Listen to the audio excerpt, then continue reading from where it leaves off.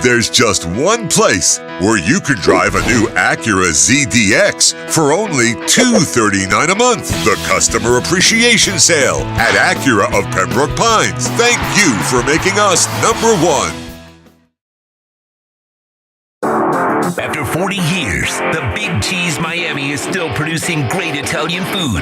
They started in 1984. Since then, they've been winning awards while being voted the best inexpensive Italian restaurant in Miami. Visit them for great food, amazing service. Witness the decades of Cane's memories. The walls are like a Miami Hurricanes Hall of Fame. The Big Cheese delivers anything on its menu or party platter menu to your home, office, or even a park for a picnic. Located at 8080 Southwest 67th Avenue, Miami. Call 305-662-6855. TheBigCheeseMiami.com, where they serve large portions at family prices. If you're looking to take your home or business to the next level, then RM Contractors and Custom Drywall can assist you. RM specializes in new residential turnkey, new commercial turnkey, home and office remodeling. Call them for free estimates. Serving all of South Florida, licensed and insured. Call Ray or Mike, 305-345-3649. You work hard to create the perfect atmosphere. You dream it, we'll build it. RM Contractors and Custom Drywall, 305-345-3649 or Instagram at RMC Fisher Island.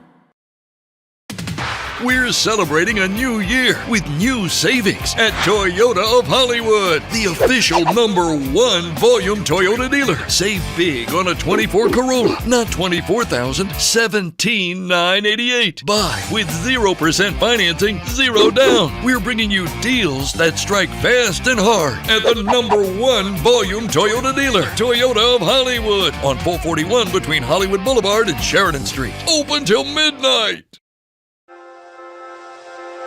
Hi, this is Jeff Welt from Welton Rayom. Dan and I have been in business together for over 22 years. We're not your typical lawyers. When Dan's not working in the office, he's flying his stunt plane. When I'm not in the office, I'm either getting tattooed, bowling, riding a motorcycle, or going to concerts.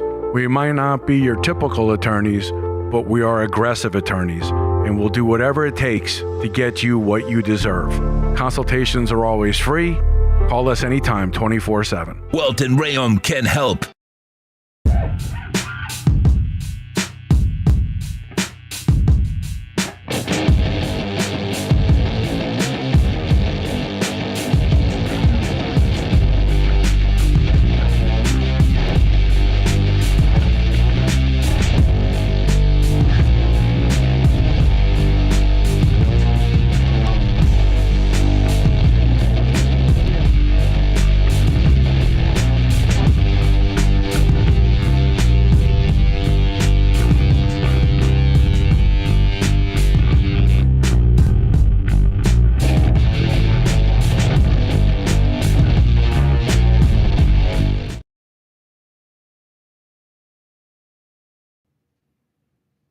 We are live, I think. I'm not sure.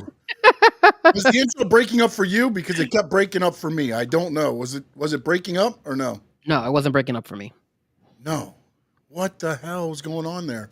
On my end, it was breaking up, and I did not know what was going on there. But welcome to the Squared Circle Digest. It's 8P because we had a place to be, which was over on Finn's TV, giving away the Rookie of the Year award. So after the show, make sure if you're watching us now, please tune over, jump over to Finn's TV, and give them a shout and their second annual Finn's TV Dolphin Superlative Awards going on now. And then also we are live here now talking some WWE and AEW. My close. Mm-hmm. And as usual, my cohort, the great Frankie Fresco. I need a background that says, hey. I know you guys are excited to see me again. Welcome to another.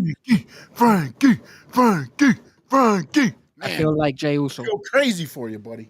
Frankie. They're saying yuck, not yeet. They're yuck. Of course. Well, welcome everybody. Don't forget to hit the like. Don't forget to subscribe. Share it with your friends. We're gonna be here for maybe an hour or two. If Sean wants to talk more and more wrestling, we'll probably go 3 hours. But it's up to him. We've Man, been going long. We've been we've going been long. doing 3-hour shows. I'm trying to keep it at 2. That's why now you don't see me. I've stopped doing the 10 topics, AEW and WWE. I just mix them in because we're gonna jump over everything. We're gonna listen to you in the chat. So we're gonna have a bunch of stuff. We're gonna, we'll blow up this whole thing. And also not on there, Spin the Wheel comes up after Thank God. the second segment on the topics. We have the Spin the Wheel in there for topics today. But I figured now that's a known thing now. It's Spin the Wheel in the middle of the show. And we do that as always. Frankie, interesting week going on through AEW and WWE. And also want to thank, let's see, we got Cheyenne already in, DeTrapio in, Stephen Gonzalez in, my dad in. Appreciate all of you in there. If you're watching us on X, appreciate you there. If you're watching us on the Facebook page, Stanley Media House Network, I appreciate that as well. If you're watching us on the Frankie Fresco YouTube channel, appreciate that. Make sure you hit that subscribe button.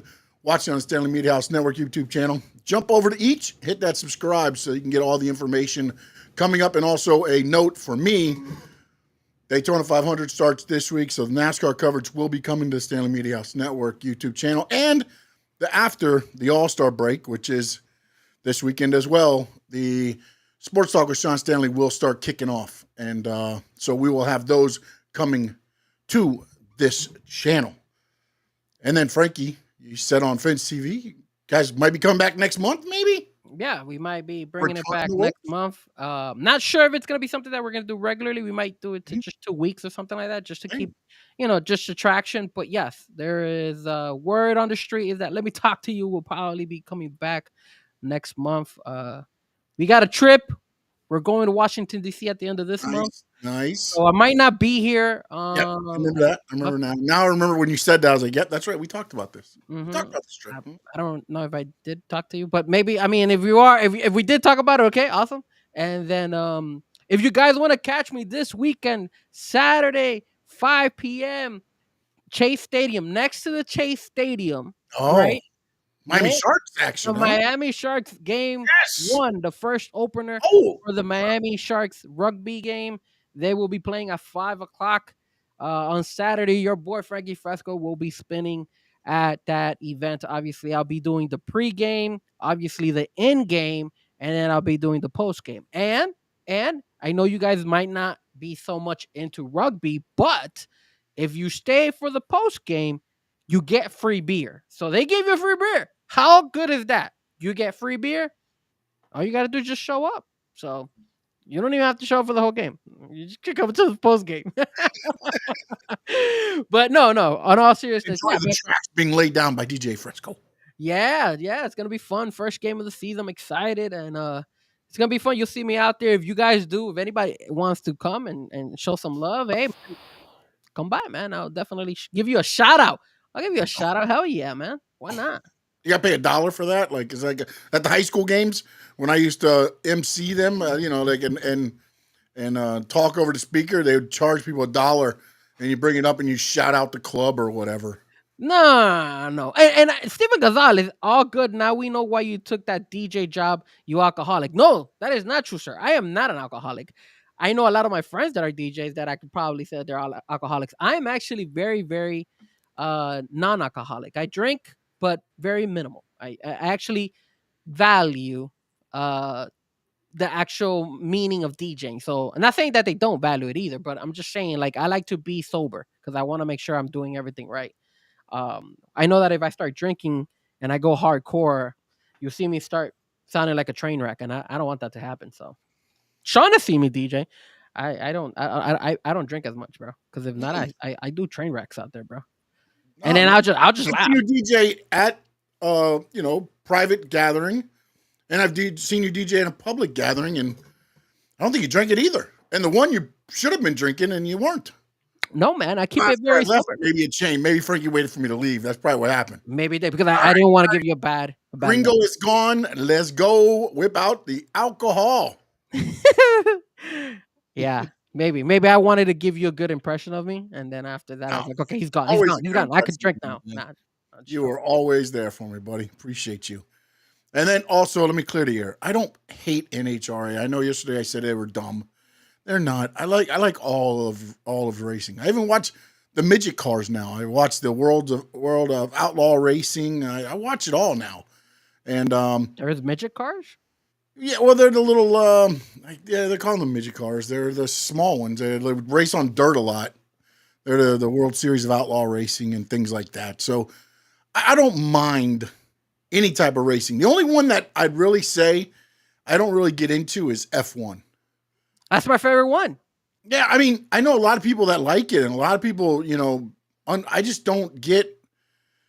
It's like, okay, they've got the most money, they're gonna win. Like, I don't understand. That's the thing I don't like about the F1 is it's just like, okay, we show up to the track, but we already know.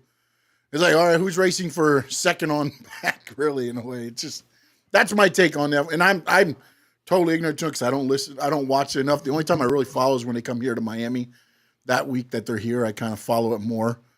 So, I mean, they're all fun to see in person, though. Once you go to it, they're awesome, man. That's what got me hooked on NASCAR. To be honest, I went to a truck race. It was the in Homestead, and once I got there, and it was just I mean, I used to go to Hialeah Speedway when it was here and open, but it's been gone for many moons. So let me tell you something. So I started following Formula One. I don't follow it as much as I used to, but the reason I started following it was because there was a Colombian driver by the name of Juan Pablo Montoya. He was really good in Formula One. So I started following him. And then NASCAR, I've always been a fan. I used to follow Jeff Gordon a lot. I used to listen to Dale Earnhardt Jr. I used to watch all those guys back in the day when I was a jit. And then you know what's funny is that you said the Hialeah Speedway. So check this out. Back in the day when I would probably say I was maybe like I was like 9 or 10 years old. Mhm. My mom started a business, so she was in the sewing business and she was doing Okay. clothing and stuff. Her store was literally across the street from the Hialeah track race. Wow. So the funny part was when she would close out. I used to be there with her a couple of times when I wasn't in school. I would actually go and watch them race right outside. I'll just literally open the door and I could see them racing right across the street. So it was pretty cool, man. When you mentioned it, it reminded me of my childhood and back in the day when I used to watch it. So I used to be there a couple of times too. You know what's funny is I don't know, and I believe Cheyenne. on the next he said I don't know if you know Gangrel, right? David Heath, he grew up here, right? Yeah. His dad raced at Hialeah Speedway, Vaughn Heath. And that was one of the guys I used to like because he raced the Zero and raced with the swap shop guys and that car there. And come to find out, that was his dad. Wow, that's And awesome. I was like, what? You know Vaughn Heath? He's like, yeah, I know Vaughn Heath. So What a those small things world. there, man. So, oh, look, 6-time NHR Pro Stock champion Erica Enders is my friend. Oh, See, you gotta like I'm not friends with any NASCAR guys. I like the racing. Steven's asking what school did you go to, Frankie? Before we dive into the wrestling stuff, let's get this out. What school did you go to? so high school wise, I was Oh, supposed to go to Barbara Goldman because I was in Hialeah. that's over here by me. Yeah, so I was supposed to go to Barbara Goldman, but I decided to go to a magnet school because I wanted to be in the magnet program. Obviously, that way I could get a better chance to go to college and all that stuff. So I ended up making a complete left turn and I ended up going to Miami Norland Senior High School, all the way in Miami Gardens. Yes, ladies and gentlemen, your boy Frankie Fresco was probably the only Hispanic in that graduating class, and you could count the number of Hispanic people in that school. That was predominantly African American school. So I met a lot of a different culture because my middle school used to be Jose Marti Middle School. So I went from Jose Marti Middle School to Miami Norland Senior High. Why do you go to Jose Marti? Middle school? No, the high school, the K through 12 or It whatever. wasn't. It wasn't. Right, 6 through 12 now. It wasn't. It wasn't 6 to 12 back then. It was used to be only Okay. 6 to 9. I'm 6 to 8. Okay. So then after 8th grade, you would go to Barbara Goldman. So I was gonna go to Barbara Goldman, but then I didn't. So for me it was look, at the end of the day, it was probably one of the coolest things to do because it opened my my music taste. I used to not listen to rap like that back in the day. I mean, I listened to some stuff, but it opened me up to like a whole new world of music, and that also It's a whole new world. it not only for me that I DJ, guys, it really allowed me to be very diverse. So if you tell me, hey Frankie, can you DJ for a Hispanic party? Of course, I'm Hispanic. I know my music. I know my my people's music. And then if you ask me, hey, can you DJ for black folks? Of course, I could DJ for black folks because of my roots with Norland. All my friends were African American. I'm still good friends with a lot of them, and they always hit me up all the time. So I have a lot of friends that way. And then for my white folks, it's so funny. I went to UF, and then when I went to UF, that's where I met a ton of white folks, and I became friends with white folks. So it's like I am completely diverse. That's why I'm an open format DJ, and I play every type of music. But you guys don't want to hear any of this stuff. Let's talk wrestling. I'm kind of interested in this now. I want to hear about this open format that you are. I went to Stratton in high school, so that's where I went. Cheyenne says, I went to a magnet program for high school and I was considered a minority. Oh, yeah. I used to. So I lived in Hialeah because my parents still live in Hialeah. And I used to take the bus. The bus used to go through Carroll City. We would drop students at Carroll City. And then after that, it would drop us because Miami Norland was right around across, right, like maybe like 10 minutes away from Carroll City. So that's why I knew about the Dolphin Stadium and all that stuff because I was right there. I was at Miami Norland Senior High, which last time I went there, like I haven't gone there in years, but I did pass by, and man, that school has completely changed. It's crazy. Like all schools have changed, man. Shout out to Miami Norland Senior High, bro. Like they upgraded drastically. Like, I think they've all. I went back to my high school because when I was doing the school thing, we were trying to get broadcast the high school football games, and Filer. Yeah, well, I'm not Cuban, Steven Gonzalez. That's the reason why I have a couple of friends that did go to Filer. What's Filer? What's that? That's another school. That was I believe that was a middle school. Correct me if I'm wrong, Steve. Oh, Filer's a middle school. Okay, yeah. I think Filer was a middle school because I went to Jose. I went to elementary school. I went to Ben Shepherd Elementary, which was right there, and then across the street was Ben Shepherd Annex. So Ben Shepherd Elementary, man, I'm giving you guys too much information. Ben Shepherd Elementary was from kindergarten all the way to 4th grade. Ben Shepherd Annex was across the street. It was fifth, and I think it was just 5th. Yeah, I think it was just 5th. And then we had Jose Marti, which was 6th through 9th, or 6th through 8th. And then after that, I went to Norland. So it's just crazy, man. And then I went to UF. And Cheyenne, it's not my problem. It's not my problem that you obviously don't know how to recognize an amazing school like the University of Florida. It's just, I'm sorry. I apologize. And get ready because this year, UF will get payback from UM. I know you UM fans are scared of us this year. You guys know that we have a legit quarterback and our receivers that we got from the transfer window and from recruiting. Ha! Watch out, baby. We're going to that game, right, Sean? You and me? We're going to that game? Yeah, we'll go to the game. Yeah, we'll go to the game. I'm ready to go to that game. I'm buying tickets and everything. I'll be there. They're playing in Miami? Hell yeah, I'm going to be rocking my whole Florida Gator. Count me in, bro. I'm in. I'm ready. There we go. Maybe you can be the two guys or whatever the hell his name is. What's the name? What two guys? 2 bits? 2 bits. There he is. 2 bits. You can do 2 bits. I don't. If they were to ask me, Frankie, can you do the 2 bits? Hell yeah, bro. I'll do it. Okay, Frankie, pass whatever you're smoking. All right. It's now time to get into the nitty gritty. Yes. It is time to talk some wrestling. And this week we had the great cuts. The cuts happened everywhere too, actually. Well, it's funny because AEW was like, they released them, and did they release them or did they just kind of make it known that they're done now with the AEW ones? I mean, so the AEW ones, let's talk about them. So it was always Miro, which we haven't seen, and we've always wanted to see more Miro. Miro's good. Mm-hmm. And then obviously Ricky Stark, which was a big one, and we knew that there was trouble because Ricky Stark and I guess maybe the Cody relationship, maybe that's how they felt like, yo, we can't give that guy any push. Yep. I believe the other one was the girl. What was her name? Oh man, Dr. Brick Breaker. I believe Dr. Britt Baker got released too. Am I correct? What? Are you serious? I didn't think- see that one. I think she got released as well. I can't I confirm saw on the that. Malachi Black, Miro, and Ricky Starks. Those three were the I three that I believe- saw. I did not see anything about that one now. I believe she was getting released. I might be jumping the gun, but yes, there is. And again, these are all guys that have asked for their release at some point before this time. It's not like this was like AEW made a decision and it's like, we're gonna cut you, and you.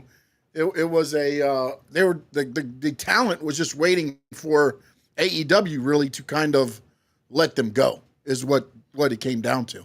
Yeah, and then Cheyenne, you're saying that Miro asked for his release.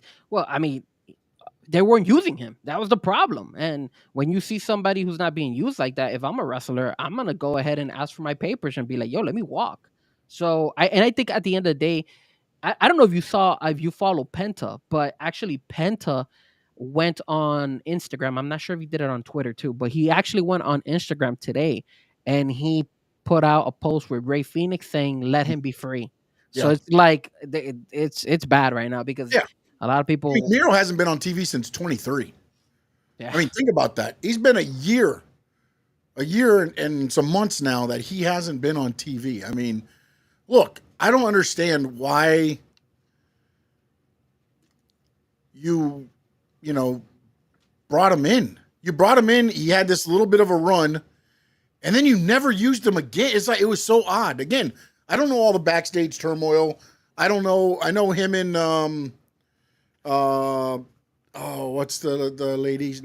His ex-wife and them. They were going through their thing, and again, I don't know how much of everything played in. Again, I don't know all the backstage politicking and everything else. But to me, you could find a damn spot for Miro. CJ Perry. CJ Perry, thank you. For me, I believe you could find a spot for Miro. Something. Well, remember they used to have those promos where he was like, The Redeemer. The Redeemer and all that stuff. Yeah. And it was so good, right? Yeah. We were like, yo, they're using and they were using him really well at the beginning when Collision first got introduced to us. And for them to just let him go to waste, man. It sucks. I wonder here's my question to you. Where is he gonna go? Is he gonna go to WWE now? Because look at the WWE cuts. Well, see, this is why I kind of put them together. Because I think some of this cleaning was to make room for these guys coming in. Well, you know what? I know it's not on the I'm not saying they're going there, but they've definitely opened things back up. I don't see it in the topics of tonight, but remember you mentioned about it because we were watching the recap. I was watching your recap of Monday Night Raw, and I think it was No Doubt. I think No Doubt mentioned it that there was going to be somebody new joining the Judgment Day. Well, what about Malachi Black? He's dark. Yeah. He would be pretty good in that group, in my opinion. I mean, I think if he goes into that group, he becomes the leader, right? It could be. He could be, but I think that is ultimately going to be the end result. Like if you bring him in and then he starts laying the groundwork to become the leader. I just don't see him because I think Finn's out. I thought Finn was going to be the only one left in Judgment Day, and it looks like he's going to end up being the one out again, like what they kind of did with Damian and Rhea. Yeah, it's the same thing. It's going to end up happening to Finn, and then I guess you could do that. It makes sense with the Malachi Black, the whole thing, and I know a lot of them were playing his entrance today because, again, remember, these guys have no 90-day non-complete clause. WWE, do. But Ricky Starks could show up on SmackDown. I'm not saying that he is. I'm just saying these guys can just show up. Or, hey, maybe over now. I mean, again, maybe Ricky Stark is not a bad addition to the. They were removed from the page. I don't know. I mean, I know Fightful saying they're going to be released from their contracts, but when will they release them? Or, that's going to be the thing to see how. Because to me, if I'm just Tony Khan, just to be a jackass and to be a business guy, I don't release him till after WrestleMania. Oh, of course. You know what I'm saying? I mean, like, again, I don't know if they have already released them. They may have. I don't know all the things, the intricacies of that. But I think I would wait and not release them until afterwards, because then let them go, I guess, after that. But again, everybody was mad, like, oh, he's holding on to Ray, he's holding on. I mean, brother, you got to have some kind of business in this too. It's not. I know. Tony Khan was saying, like, everything's roses in AEW. It's all about the performers, all about the talent. We want to have people here that want to work with us and this and that. But once you get into the weeds of it, it's still business, and it's still, I know we say it all the time here. It's not really competition, but there is some competition when you have contracts out there. Yeah. It leads to something, and I know Chris Jericho, I don't know if you saw this thing. He was on with Van Fleet, and he said he thinks some of the top WWE talent is making $30 to $40 million a year thanks to AEW. I don't know about all that. I was like, I mean, maybe they're making good money with some of the stuff. I don't think $30 to $40 million a year, man. That's a lot, dude. That's a lot of money, man. I may have to jump in. I know I'm old, but I still could. Oh, what are you talking about? I'll start jumping off buildings and stuff again, man. You could be my trainer? $30 million? Can you train me to be a wrestler? All I got to do is get one good match, get a contract, and then I can fall apart. I'll get the money. I'll make sure I get them. I'll get a guarantee, like, so when I get hurt, I could take a bump. Why not? Yeah, I can take one. Yeah, sure you can. Sure. Why not? Yeah. Okay. Yeah. Throw me through a table, baby. Yeah. If you're paying me $30 million, hell yeah. You're gonna end up like I Show Speed. That's what you're gonna be. Oh my God, no. I would don't. You know what? My first opponent or the first person I would have to have an interaction would be with Tajawa, not with Braun Breaker. Oh no. Get in with Braun. Braun, straight up Braun, man. Yeah. And no, we have seen the prices of tickets and merch for WWE. Have you seen the tickets and prices for merch of AEW? Just as bad. But now the WWE side. What about the WWE side? You got some old school guys that got released again. Why do they? Yeah. Why do they keep letting those old school guys out? Well, because this is the deal. Bring them out. And those that don't know who got released, it was the Good Brothers. Yeah, Luke Gallows and Carl Anderson. Luke Gallows and Carl Anthony. Jesus Christ. Carl Anthony. He's a wrestler now? Yeah, Carl Anthony Towns. I like it. It was hell yeah, Cheyenne. Isla Dawn and Alba Fire. No, Alba Fire is not released. It's just Isla Dawn, right? It's just only Isla Dawn. It's only Isla Dawn. I misspoke. Isla Dawn. I'm trying to do this without cheating and looking at the list I made. I have the list. Go ahead, go, because I'm drawing a blank. So Authors of Pain was another one. Paul Ellering. Yeah. Paul Ellering got the release. Cedric Alexander, who's being already mentioned that he's going to go to AEW. Yeah. And then you're... Well, go ahead. Go. No, and then they announced that they're not going to renew Sonya Deville's contract. Yes. And then also they let go of Blair Davenport. I didn't want to mention that because of the NXT call-up curse time that we were going to talk about. So that's why. But Giovanni, I'm gonna because it's all gonna figure into there. That's why I kind of put these as the first two. Okay. Kind of so to be like the first half of the show. And Giovanni Da Vinci got also Da Vinci got released too. Yeah. Which again, this is the thing with WWE, man. And again, when it was Vince there, it was a lot even tougher. It was if you're not making money, you're gonna be let go, man.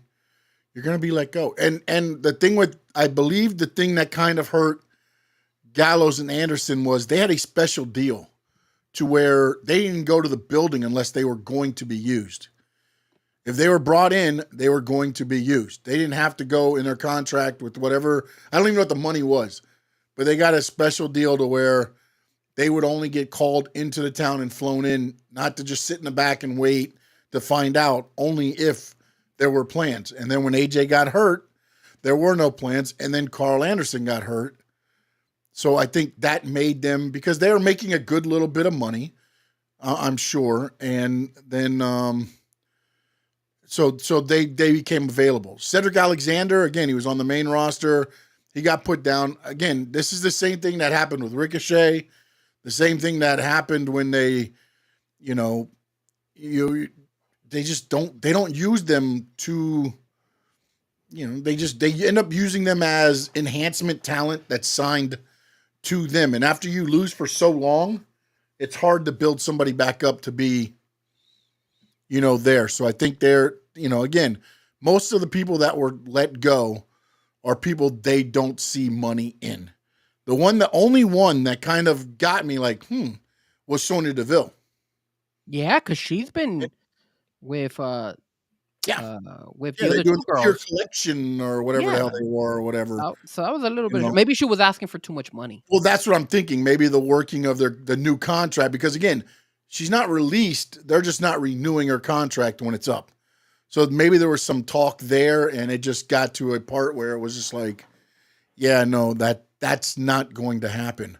But then also, I think a lot has to do with at least three of them that we just named that were released from AEW coming over as well. Because you have to make room. There's only so much, money to go around, main roster money and everything like that. And again, I don't know what those guys demand as far as contracts. Again, your value is what somebody's going to pay you.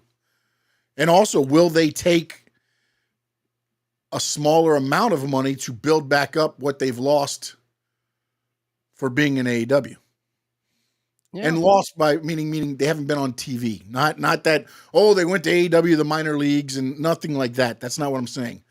I'm saying Miro hasn't been on TV since 2023. Ricky Starks has done one independent show in the last year. Malachi Black, he was basically, you saw them win matches on Collision to go to Dynamite to lose. That's what they did with the House of Black. They were, that's kind of what they did. So I think ultimately you get, what happened here was it became a game of numbers, and they had to take a hard look and say, okay, what do we got? And then plus, which we'll get into in the next part of this, you have some people in NXT that are going to get called up. Yeah, that curse, baby. The call-up curse is what I'm going to call it. And we're going to talk about the curse in a minute. Frankie can be R-Truth's manager. No, R-Truth is too funny. He would bury. I would not bury R-Truth. He would bury R-Truth. Great duel. No, it wouldn't. No Doubt says, I saw a Lyra post saying she entered her 90 days. Yeah. Lyra? No, not Lyra. Lyra reposted Isla Dawn's 90 days. Okay.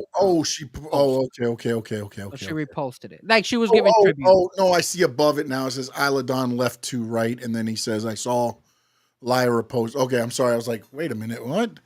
Because I did see the funny thing with the Blair Davenport thing is she's huge in Japan. She gets. And like, it just never translated over because she went to NXT UK. And then she came back to NXT when NXT UK went down. And then she did all this stuff in NXT. Then she got hurt. Then she fought back to get to where she was and then gets to the main roster. And unfortunately, there's only so much TV time. And you kind of get lost in that shuffle. Here's my issue with, like, for example, some of the people they let go. The fact is, I see Cheyenne wrote it, says there's too much talent in WWE, so if you aren't upper mid card or better, you aren't getting used. But again, it's shocking because just this past Monday we were complaining, or at least I was, about Liva Valkyria going up against Bayley for the Elimination Chamber. Why couldn't you use a Blair Davenport and on that spot? Yeah, but you still had Natalia. You had others that could have filled that spot that are on the roster. Correct, but I'm saying if you would have used her, you could have thrown her in there instead of doing that. Like Kairi's saying right now, she's injured, right? Why can't you bring somebody else to Damage Control to see how it works? Especially since that Dakota Kai is prone to injuries. You're kind of leaving Io Sky high and dry. So it's like that's why I think Io Sky's getting the singles push. Because they think Dakota Kai is going to get injured and then it'll be Io by herself. And then you'll start distancing her from the pack of that control. And then Cheyenne said something about being mid-card. When Gunther first came with Ludwig Kaiser and he had Da Vinci, right, as the other guy, there was them three at the beginning. Imperium. As Imperium, they were actually entertaining, all three of them. I don't know where it went bad for Da Vinci, where he ended up going south, and I guess they decided they wanted to move on from him. But he Well, it's 'cause was they wanted Gunther to take a more role going up to the main event level, and I don't think they saw Da Vinci as a player, and then they tried to do the vignettes, Mhm. and then they brought him in, and it just didn't translate. well, that thing where he got rolled up by Cedric Alexander and all that stuff. That was like a one hit wonder, and then after that, you didn't see him anymore. I kind of said, "Oh man, this guy Yeah, is gonna get cut yeah. eventually." Because of what they did with those vignettes, it didn't translate. Like his ring presence didn't translate. When you watched those vignettes and you watched them on TV, you're like, oh, and then you watch Da Vinci come down the aisle. It wasn't the same. It was not Mhm. the same. You had him as this, like fly guy that coming in and this and that, and it just like I would have put Ludwig Kaiser as that role more than Da Vinci. Da Vinci is a great talent, a good worker, but he doesn't have a lot of that personality. And I felt they tried to make him something he wasn't. And of Yeah, course, that's going to fail. yeah. That's going to fail 9 times out of 10. Every once in a while, you'll get lucky and it'll come through. But but And but let me ask you something, because you said something earlier that kind of caught my attention here. You said that the only one that kind of was being used periodically was Sonya Deville.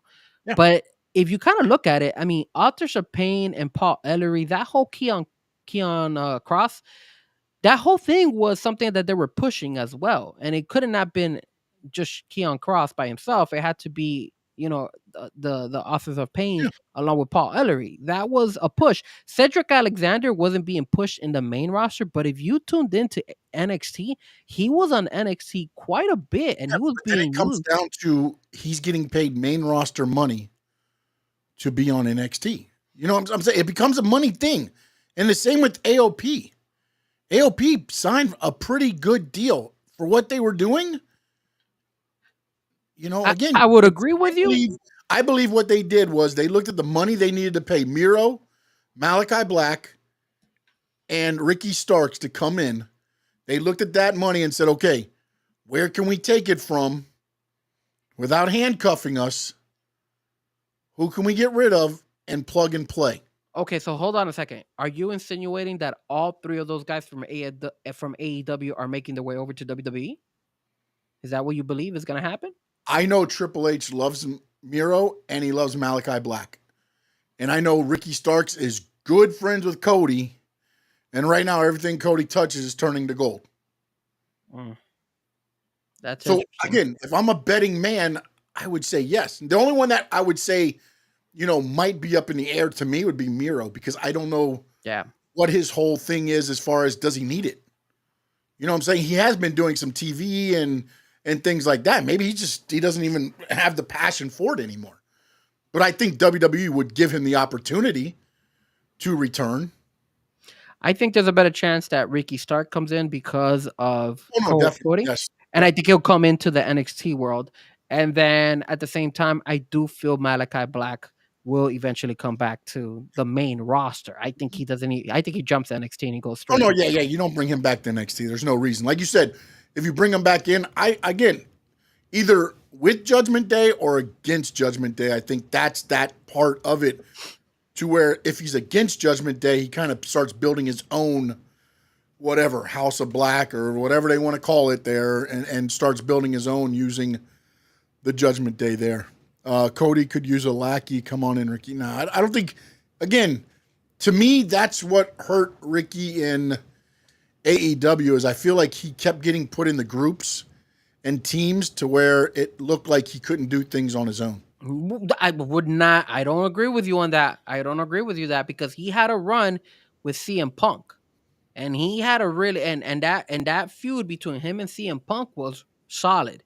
And then I felt He was solid, but he wasn't on his own in that. Wasn't he a part of that group? no, he wasn't. He At was that by point, himself. I believe he was part of. Because then after that, I think that's when he got combined with Big Bill. And then that's when I said, why did they combine him with Big Bill if he was doing so good with CM Punk, because I remember CM Punk was trying to get Ricky Stark over. Because Ricky Stark, he saw the talent Ricky Stark, and Ricky Stark. Yeah. No, I know that. And Saturday Collision. I could have swore. I don't think he was a group. I thought he was by himself, because I remember that was Collision, and he was having good few, and people were buying into Ricky Stark, and I don't know why they eventually ended up teaming him up with Big Bill, but even that when they says that the team began because of CM Punk. CM Punk put them together on Collision. He put who together? Ricky Stark and Big Bill. Starks and Big Bill, yeah. But let's keep it real. They still had a pretty solid run together. They were good. They were entertaining. And then all of a sudden, I don't know what happened. I guess when CM Punk left, they just broke everything up. And then you did not have any more Big Bill with Ricky Stark, which left a lot of us wondering, where did Ricky go? And then after that, it was kind of over. So think about it. If CM Punk tried to get Ricky Stark over, not only does he have Cody Rhodes, he's got CM Punk. But he has CM Punk in his pocket too. So I definitely feel, I would be shocked if Ricky Starks doesn't make his way over to the WWE world, in my opinion. No, 100%. Sorry, I was trying to see something, but obviously it was. I might have been wrong. I don't know. Either way. So those are your where we're at now with the releases right now, and that's kind of. Big Bill is awesome, but awesome. But Ricky Stark and Big Bill was a good tag team. They were tag team champions for a minute too. It wasn't. They neither one of them hurt themselves.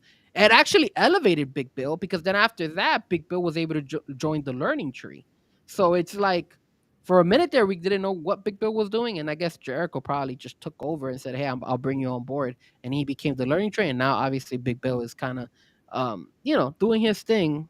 Hopefully, they allow him to get bigger, because he deserves it, in my opinion. I always said that he got over, or was getting over, the day that he had to fight Hook over there overseas, and everybody was cheering for Big Bill instead of Hook. So look, man, he's 7 foot tall, and you can't teach that. You know what I'm saying? No. You know what I'm saying? It's one of those things to where he has so much entertainment in him that people don't let it out, because everybody's like, oh, big guy, he's got to be a monster. And unfortunately, that hinders a lot of times. And I'm happy that he's getting to show off a little bit of the skills. And I wish he got more. I'm happy to see him and Hobbs kind of going at it in a program. And I know the one thing what Jericho said, he's like, I don't ask to wrestle every week. I was like, well, whoever makes that decision is just a dumbass. Yeah, I don't know about that one, bro. I'm pretty sure he's the one whining and wanting to be on TV. That's for sure. That's just how Chris Jericho is. But I will say this. Big Bill, I remember I used to talk about Big Bill because I used to hate the fact that he would wrestle in those jeans, and then the sweat would come out of the jeans, and I'd be like, why is he wearing blue jeans? Why is he not wearing black jeans? It's Big Bill blue jeans. Yeah. My daughter sent me something. It says there's a lot of questions surrounding the future. The World Observer, a newsletter, notes that there's belief that Britt's AEW contract still has a few years left before it expires. It's not clear if Tony Khan will want to re-sign her, or if they let her out of it, I guess. But I don't see her going to WWE. Oh no, she won't, man. She's got her own dentistry practice, man.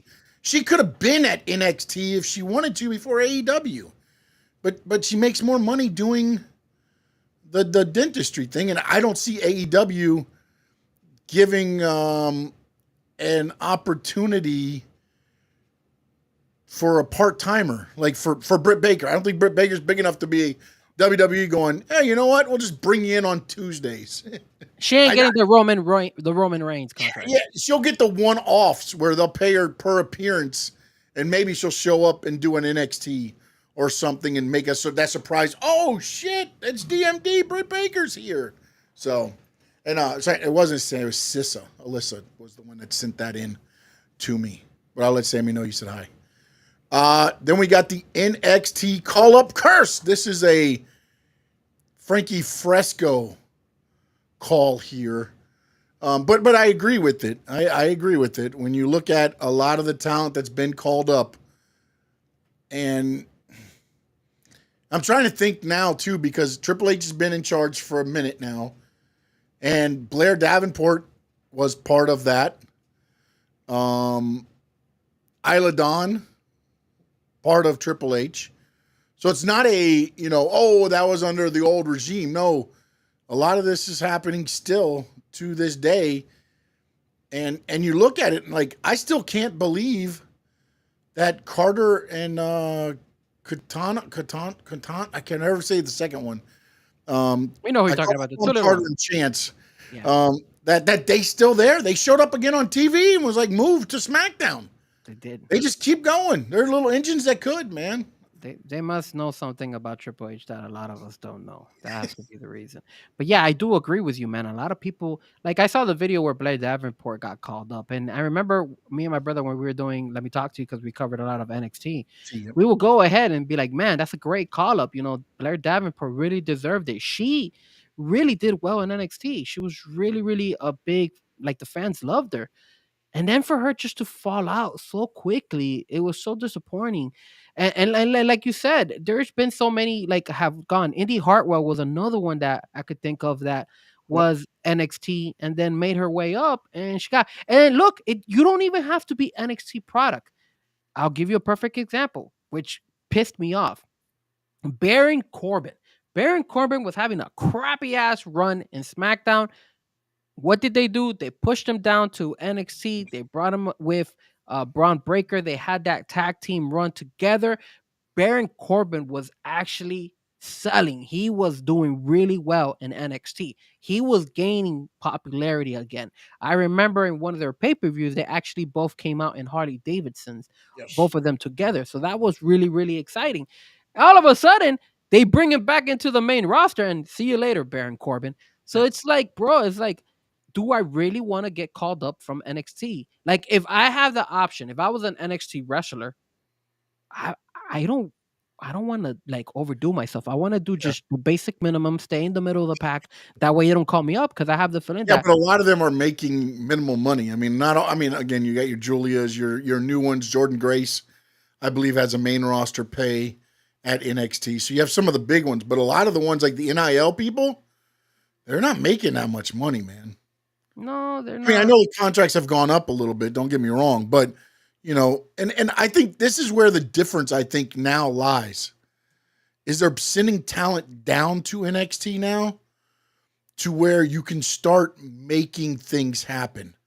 The Bailey Roxanne part, that's already a feud going on at NXT. Now, when you bring her up to the roster, at least there's a spot for her. Wait, a lot of times these ladies and guys get thrown into the roster and there's no plan for them. It's just, unless you're like a Braun Breaker or somebody like that, yes, they got plans for you. But you can see that there's not a plan set in stone for a lot of the talent that they're bringing up. Dragunov is hurt. Dragunov's hurt.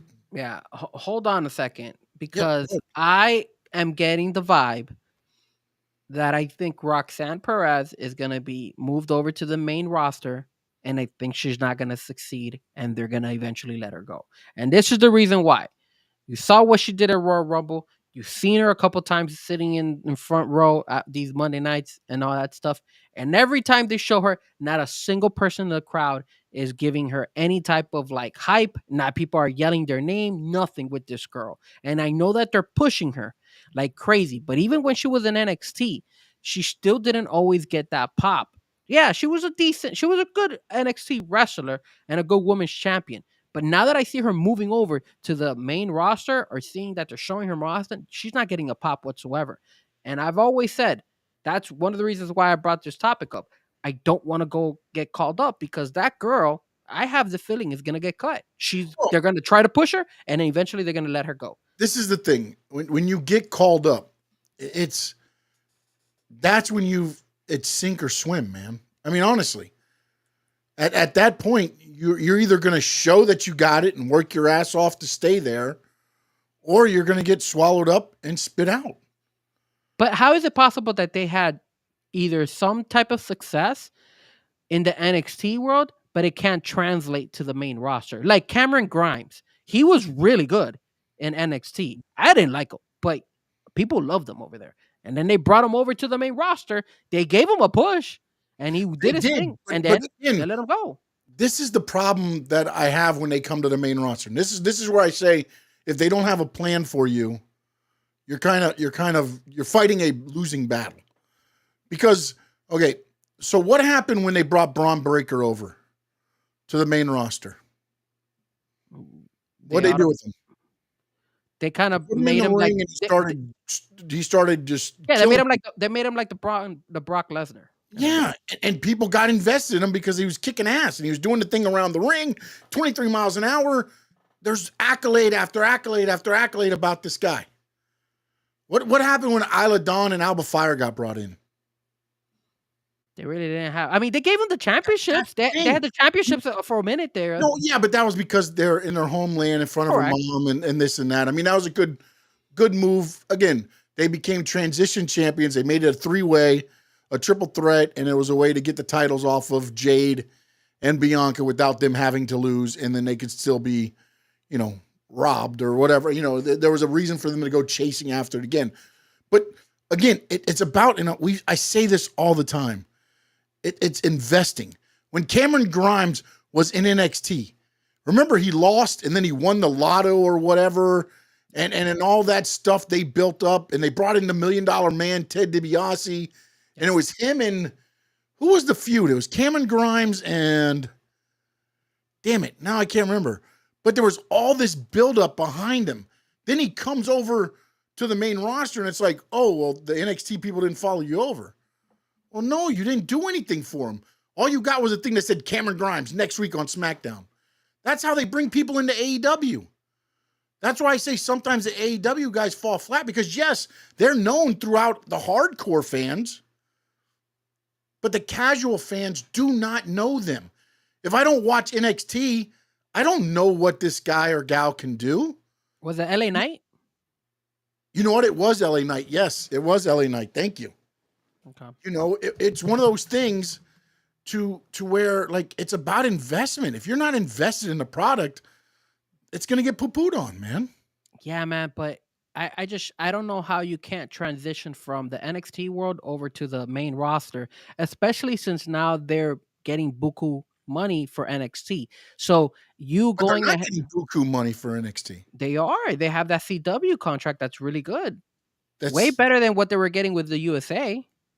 It's better, but it's not. I mean, it's still good money though. Like, why wouldn't you go?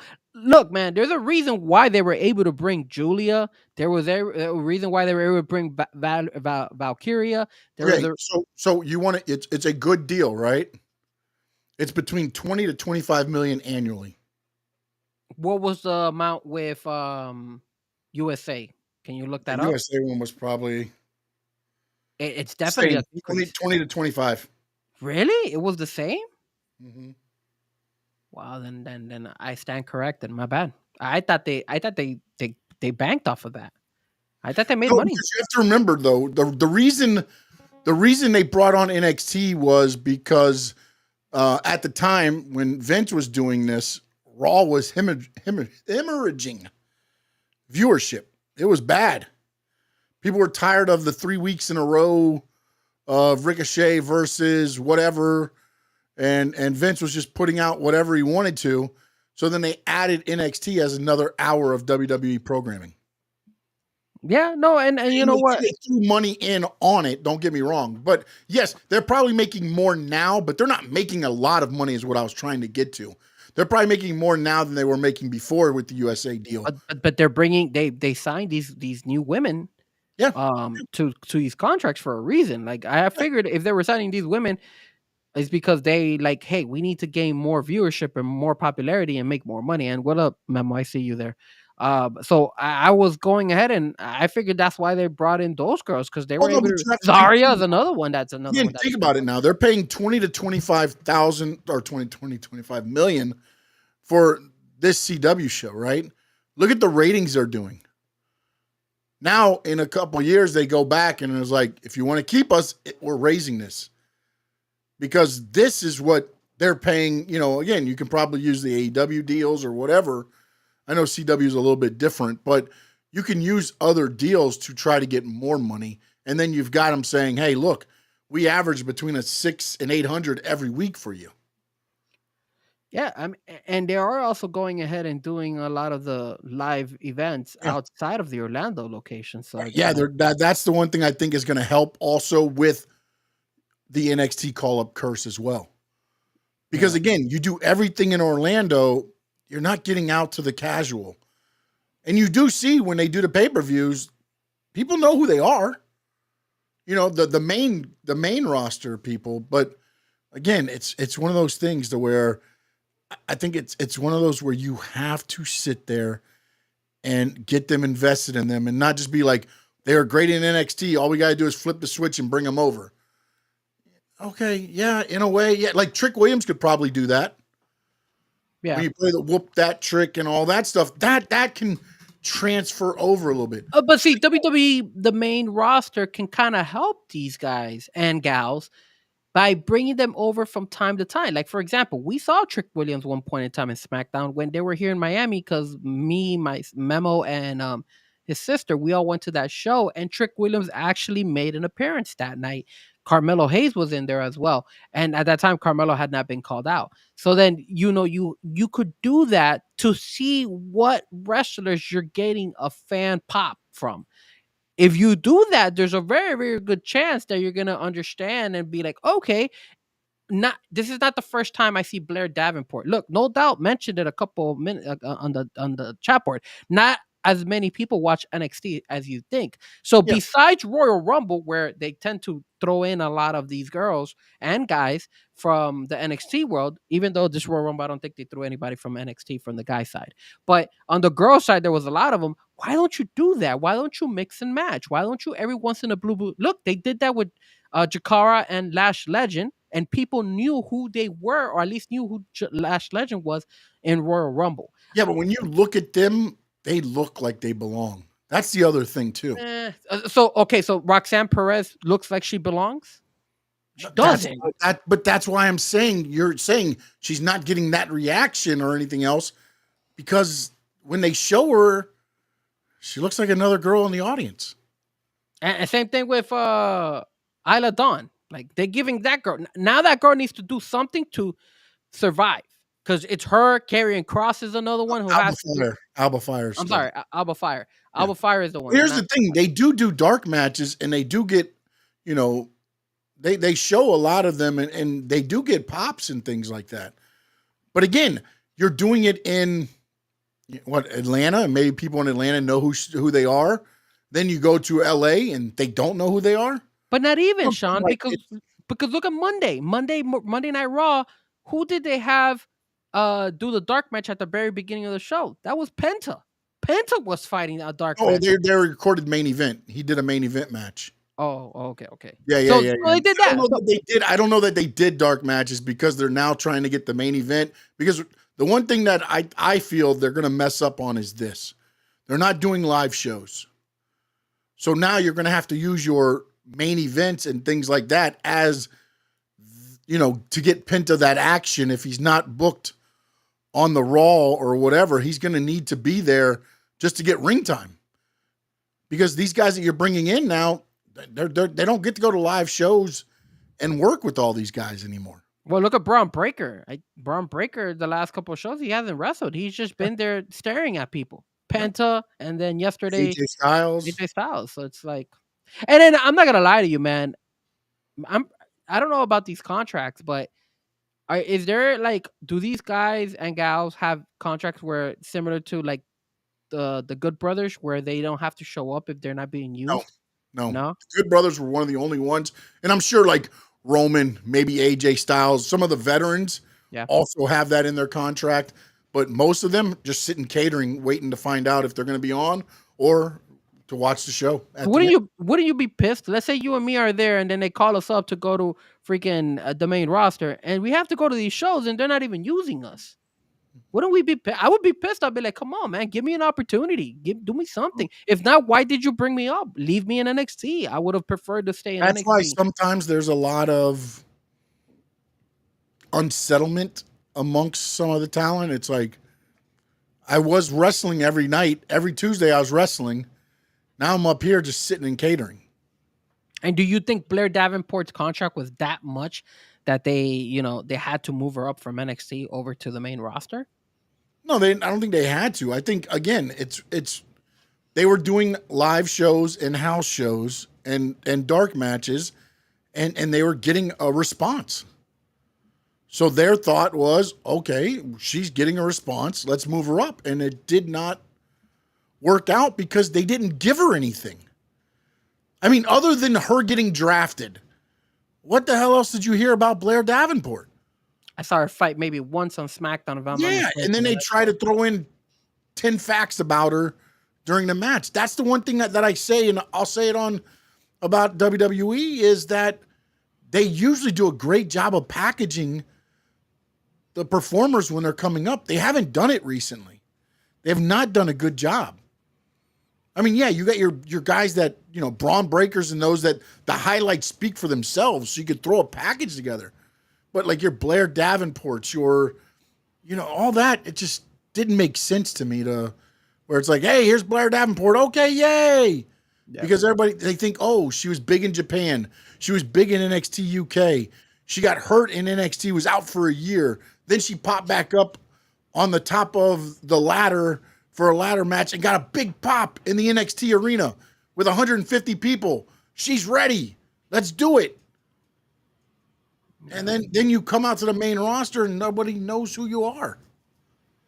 That's ridiculous. You got to get them invested. If you don't get them invested, then you're just throwing shit to the wall and seeing what sticks. Facts.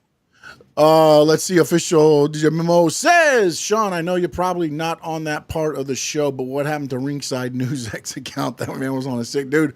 I think he was on something. I don't know what the hell is going on with him. Okay. So hold on. Even though he mentioned that to Sean, I was looking at the comments. Yeah. Right.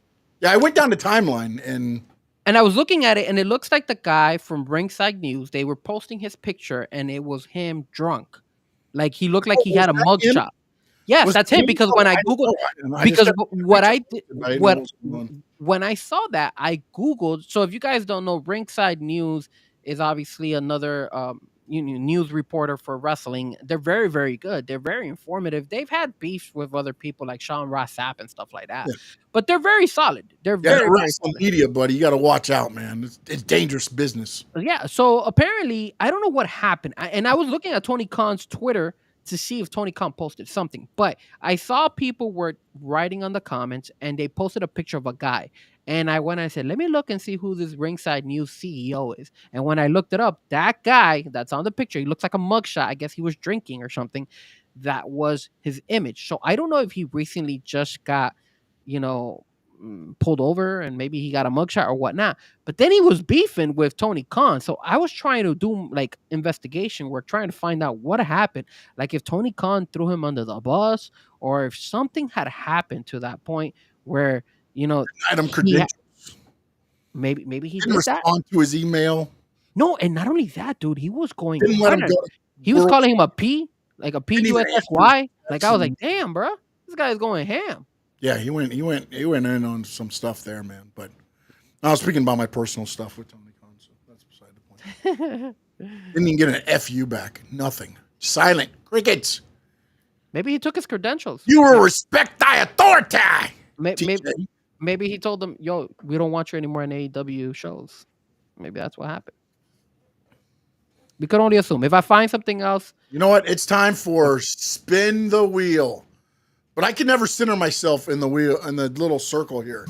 So I don't like this graphic here that is there.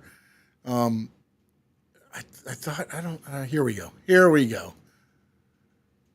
Frankie Fresco, I know they can't hear you, but I need you to act like you're talking for me for a minute so I can hear you coming through on the other side. I got you. Wow, that's amazing. Karun's in? Karun, welcome in, my friend. I'm going to spin the wheel here in a moment. There's a thing behind the scenes I got to do every time we do this. And like, I got to ask Sammy what he does to make this work.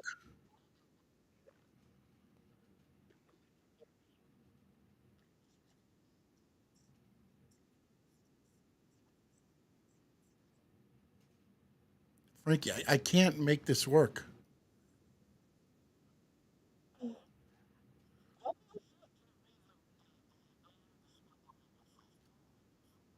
Here we go. No, I can spin the wheel. It's the problem is, never mind. Here we go. It's time to spin the wheel.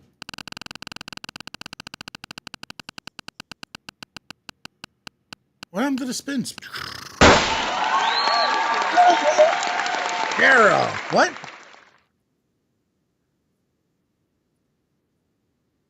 All right. Well, there we go. For you, Frankie Fresco, because I don't want you to think that we set it up.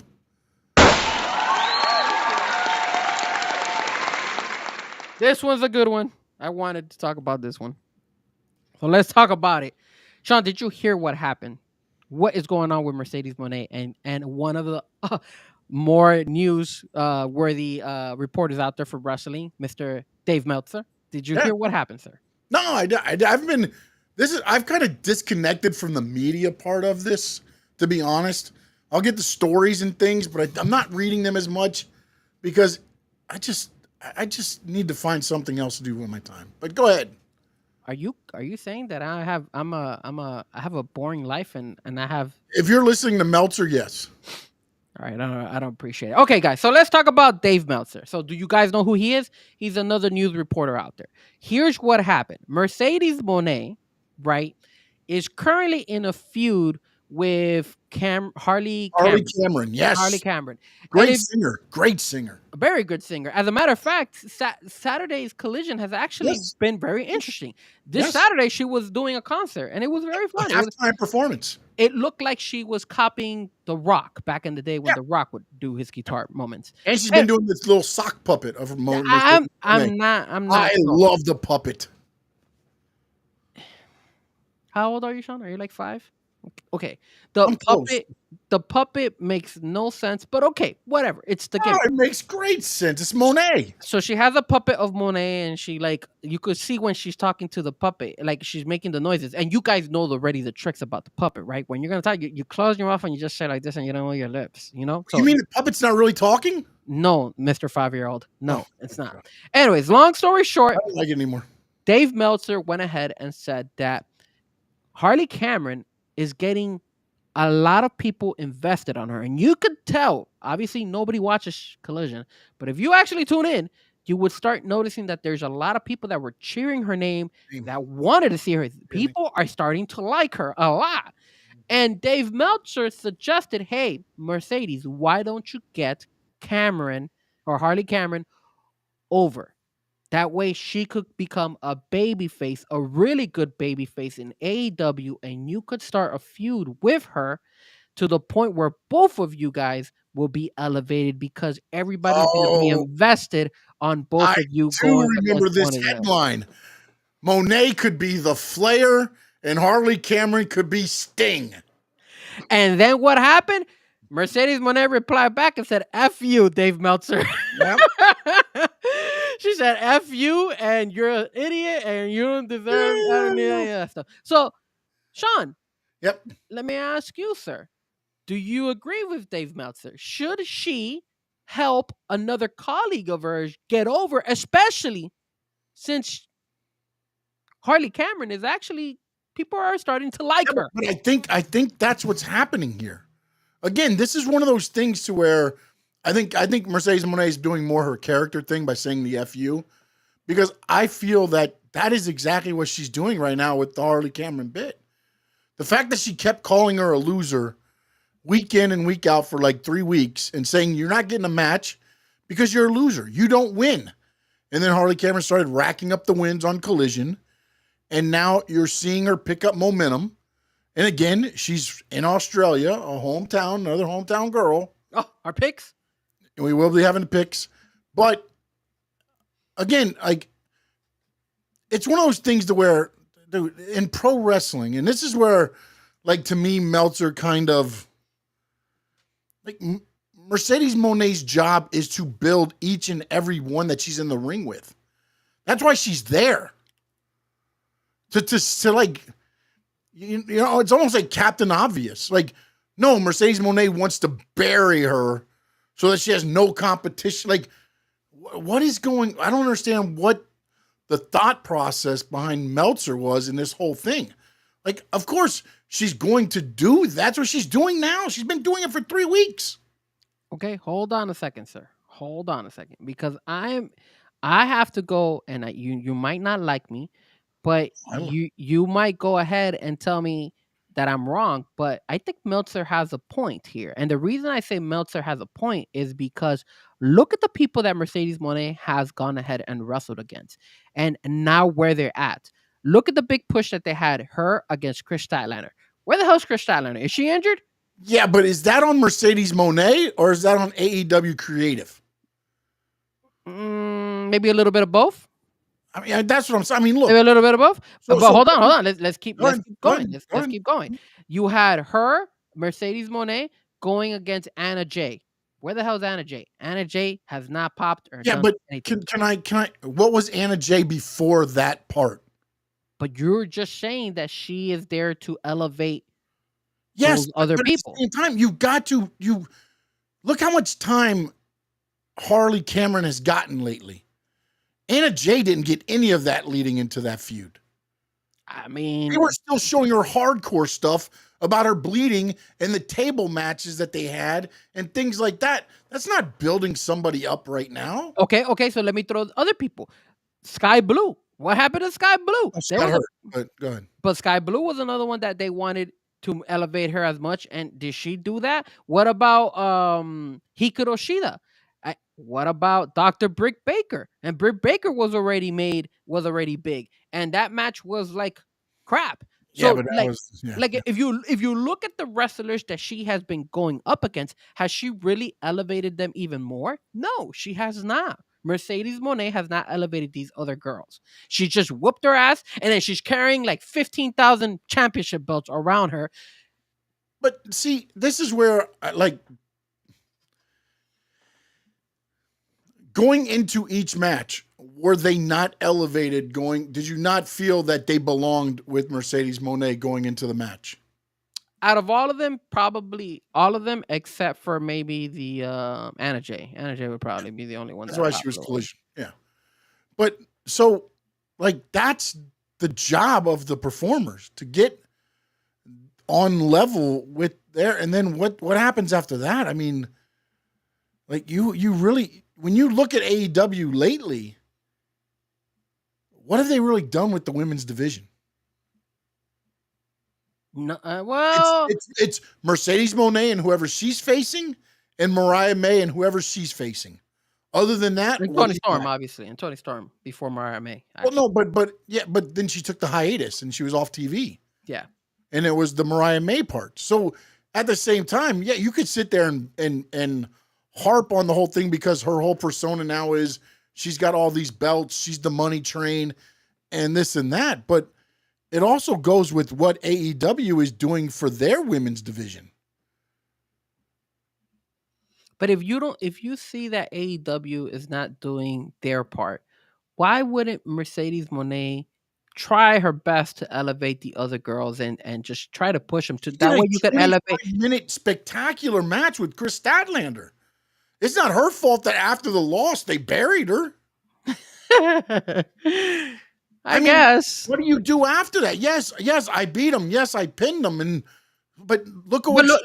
Look at the other girl. Look at the other. When 25 minutes almost picked up the win, they did nothing with her. Shida, same thing. 15 minutes, great match. Shida hasn't been seen since. Sky Blue got hurt, so that's a little bit there. But I don't think it's Mercedes Moné issue. I think it's an AEW issue. No, and then what about Camille? Was it Camille? I think that's her name too. They got. Have you seen Camille since the firing? No. Because I think she got the feeling, and this is what I'll say on that whole thing was, that was bullshit booking on her. She should have been a monster, and instead she was the side lappy for Mercedes Moné. I don't get what that was. She should have been, a China-esque character for Mercedes Moné. Didn't they just bring that other girl, the new one, over? They signed that new girl, at AEW. And what's up, Oh, yes, Wilfred? yeah. I forgot her name. She's Damn it, she just did GCW the other day. I watched it. I yeah, can't. she just got signed to Yeah, she's AEW. very thick. She's a thick Yeah, girl. she's a big girl, and that would have been a great opponent for Camille. Yeah, Camille could have done. They could have duked it out between. I those think two she girls. saw the writing on the wall and was like, "All right, I'm gonna go out." And I think what they're doing, and this is a thing that WWE used to do. When you were booked terrible, you would disappear for 4 or 5 months, and then you'd come back as a new persona. That's what I think they're trying to do. Make you forget about Camille, so then when she comes back, you forget that she was getting thrown through double spear by Chris Statlander through a cement wall or whatever the hell it was, and that to me, again, was terrible booking in that end of it. And that's where I think, look, you can harp on Mercedes Moné and all this stuff and everything, and I get what her gimmick is and the Moné character, but it's not like she goes out there and jobs these women in 5 minutes and then CEO. No, she gives them 25-minute classic matches, and then AEW shits on her opponent. That's what happens. You're right, I guess, because I'm looking at the women's roster, and there's so many women that I have not seen in a while. Like, what happened to Ruby Soho? What happened to Soraya? What happened Ruby to Soho had a baby. Yeah, but come on, man. She's been had a baby already. Yeah, Like, it's been a while. A year and a half after having a baby, by the way. Just so you know. I mean, Jesus. All right. What about? I know Ty Mello also had a baby. No doubt, we all miss Sky Blue. Ty Mello's another one that had a baby, but man, she's been gone for a minute too. Yeah, she came back to that One Japan show. I thought she was going to make a return, and nothing happened since then. But hell, Sammy Guevara isn't seen either. Soraya's another one that has been no show anywhere. And I'm trying to see who else is the new girl that they signed, Megan Bain? Is that her name? Bain, that's it. Yep. Megan Bain is that name? Okay, cool. I just wanted to make sure because she shows up now in the roster. And Julia Hart has been in and out eventually recently. Yeah, but I think now they're giving her more of the valet role recently. After her feud with Hayter, it felt like now she's done a lot more of the valet thing with the Hounds of Hell than she's done her own stuff again. And then, I hope that changes, but we'll see, man. Nyla Rose is another one. I think it's more the fact that AEW is not doing a good job with the women's roster more than Mercedes Moné. Because again, if Mercedes Moné is beating these all the women in 5-minute matches on pay-per-views, then I'd be like, yes, she's dogging them. Well, get him over. Have somebody beat her. She has like 15 titles. But every one of them have came within an eyelash. And then what did they do? What did they do with them? Nothing. But one of them has to be. How long has Mercedes Moné been the TBS champion? Since she came to AEW. She got there about a month after she got there. I think she won it. Yeah. So and then she's carrying like 15 titles. Why can't she lose one of those? At least lose the TBS. Maybe that. Let me ask you this, okay? So, and again, this is run it back. Run that. This is the other part that if I'm Mercedes Moné, I'm protecting myself. Okay, if Chris Statlander's taking the title off of me, what are you doing with her? With Chris Statlander? Yeah. This is what I'm saying to AEW. You could run it back. What I'm saying to AEW and TK is, what are you doing with the person that takes the title off of me? What is the what's in it to elevate them beating me? How do we elevate this to mean something? Because look at how they do the booking, man. To me, Toni Storm loses the title to Mariah May. What has Mariah May done with the title since? She's had a couple matches here and there, but that's it. Exactly, man. Yeah. Toni Storm did more with the belt not defending it than Mariah May has done defending it. Toni Storm has actually done more without even the belt right now. Yes, I would say that too. Yes. And you know what? I know also protecting yourself because okay, great. I do the job. You put the title on Chris Statlander, and then you keep her off TV for 3 weeks. And you want to know something? Toni Storm must have heard the show because, like what No Doubt said, did you see Toni Storm in the Mariah May outfit? You said, what are they gonna do now that she had kind of like released herself and shown herself her true card? And look what she came up with last week, bro. That was amazing. It was great stuff, man. But again, the other thing that I didn't know. That they're recording Dynamite tonight. to Yes, play they are. tomorrow. Yes, I heard about that. I didn't take that into account. I thought this was going to be a live show leading into there. So if you knew them knowing that it was going to be recorded, then last week was really the last week that they had to build up, because you're probably just going to have interviews on this one with Mariah May and good point. And things there. So again, I was wrong, but I would have liked it to last a little bit longer. I just thought they jumped it a little bit quick, but I did. I love that segment, man. I love that segment. Yo, when she showed up as Mariah May outfit, Oh, Jesus, so good, man, and doing all the moves in the ring. Hell yeah, and things like that. I was like, this is another great performance by the great Tony Storm. And I'm gonna tell you something right now, man.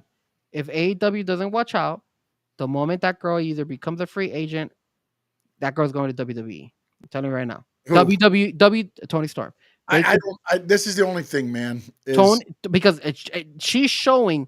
Yes, but they fumbled her so bad before that she left to go to AEW. Yes, but now WWE can go ahead and continue Tony. It'll be interesting because, again, production-wise, if you added more production to that timeless Tony Storm character, could you imagine that, man? I mean,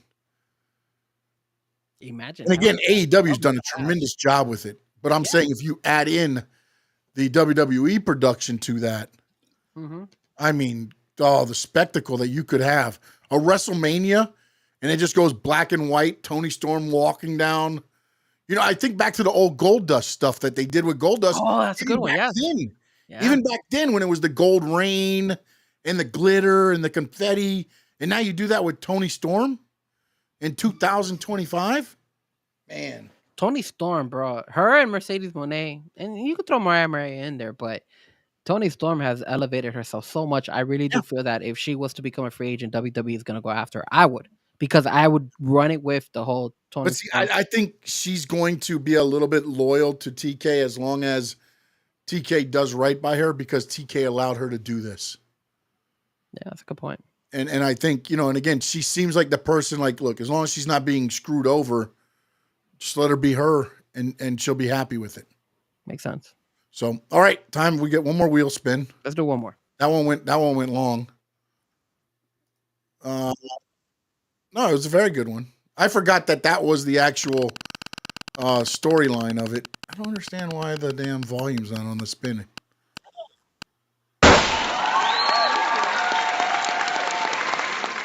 Will Big E return to the ring? Sir, so the reason we are bringing up Big E, let me get my notes here because I have to get my notes here.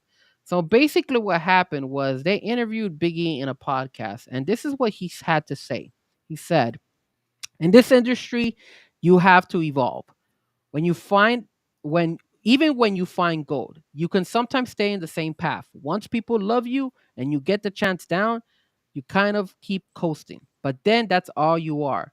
I'm trying to swim through delicate lanes here. I'm very proud of what we have built as a collective. And he's talking about the New Day, obviously. New Day, yeah. We were three guys who were trying to save our careers. Now, for better or worse, the wrestling world is talking about those two again. I feel a fire has been ignited again. I'm really proud of what we've built. I'm proud of where I'm at. I'm proud of where I am in my life. I'm proud of standing on my principles. Wrestling is about delivering those moments. Title reigns are important to a degree, length of reign, all those things. You can talk about titles, championships, and 14 times. What really attracts me to our industry is those moments. I have never seen anything done like what we did in that ring before. I can't think of any other turn that went that way. The way it did. Unfortunately, ultimately, I'm really happy. When I read this and that podcast that he was talking about, it felt like he actually went to the ring that night to make them heels, just to elevate them as heels. Yeah, It was never him coming back and trying to be part of the New Day or even become eventually like part of a heel with them. Yeah. It just felt like he just said, you know what? I'm doing them a favor, because at one point in time, remember, we were talking about it. Where the hell is Kobe Kingston? Where the hell is Xavier Wood? They looked like they were about to get cut. Like we were at one point breaking them up. It looked like they were breaking up. It was all the, Kofi and Xavier going back and forth. Xavier kind of looked like he was going heel. Kofi was kind of staying the baby route. And then Big E comes out and he's, at the end, he's like, hey, let's bring it in for one more hug. And then Kofi snaps. And that's the first time we got Kofi kind of being the heel guy. And Big E is the one that brought them together in that segment because of the, I don't want to say hatred, that's kind of a wrong word, but the dislike of what Big E, now you want to come out and take our spotlight. Now you want to come back and be like, where have you been? Where were you for this? Where were you for that? And it you're right. It became, that was the moment to where it made sense to hate the New Day. Yes. Because of what they did to their own in Big E. Now, here's my thing with you. Will we ever get Big E? Because if you look at his Twitter account, he keeps posting stuff. He posted a picture of him getting bit by a dog or something like that. And Kofi Kingston is taking shots at him. Xavier Wood has taken shots at him. So is this still a plot by Kofi and Xavier Wood just to troll or just to mess with Big E? Or is there more plans in the future where Big E will probably go ahead and be like, you know what? I feel better now. I'm going to make a return to the WWE. Man. Dude, I would come unglued if I saw Big E come out to the ring and actually get physical. It would be just a freaking amazing. Just when he did it during the pre-show that one time and he walked to the ring and the little bit of people that were in the ring, in the arena, were popping when he went up there. The pop he got when he came out for the New Day segment, and to see him come back, bro, I mean, look, if health-wise he's good to go and can do it, oh, man, I'm all for it, bro. But if there's even a chance that a bad bump might, change his life entirely, I'm okay him staying out. I am. And I'm okay if they try to work it into where maybe Big E grabs some guys from NXT or something and makes his own little crew to go against Kofi and Xavier. As long as they work it to make sense, you know what I mean? You don't want them just to grab, you and you, let's go. We're going to Raw to take on the New Day. But if they build it up a little bit and it makes sense, and again, and maybe he can't get, but also I look at it and I say, okay, so he can't take punishment. But would people pop if he got in the ring? And this is where it gets a little bit dangerous because I don't want him to get physical if he can't really do a match, because then he gets in, he does something to Kofi, he does something to Xavier to help somebody beat them, then it's going to be expected that he's coming back. And I just don't know. That's where it gets dangerous in that part to where, okay, yeah, all he did was do a move on them, but then everybody starts thinking that, oh, Big E's coming back. And look, if Big E can come back and 100% stay healthy, let's do it. If he can't, and there's a 5% chance that it changes the way he lives, keep him at the desk. He's doing a great job there. Bring him in every once in a while to get the pop. And if you can work out a program that makes sense with everything that's going on right now, then do it. I mean, there was a topic there that I had probably, we didn't land on it, but it was, I had mentioned to you to talk about Maven, who has his own Saturn, podcast, yeah. and with Perry Saturn. And if I don't know if you guys tune into his podcast, he has a really good podcast. So if you get a chance, Maven, who used to be in Tough Enough, he started doing podcasts himself. And he had Perry Saturn, man. And when I looked at Perry Saturn, bro, you see Perry Saturn, bro, he looks so old and busted. Like, I was like, holy crap. It's been through a rough time for him, bro. He's been through rough times. So hopefully he's seeing the other side now. Hopefully. And when you look at, if you Google, if you don't know who Perry Saturn is, look at Perry Saturn, from the WCW days. Then he made his way over to WWE world. Well, even remember in ECW, he was part of. Yes, I forgot that he was in ECW. There, he was there too. So you see Perry Saturn where he was, and you look at him now, he's unrecognizable. He looks completely different than what he looked when he was younger. The reason I bring this topic up is because you related to, hey, can Big E, take a bump?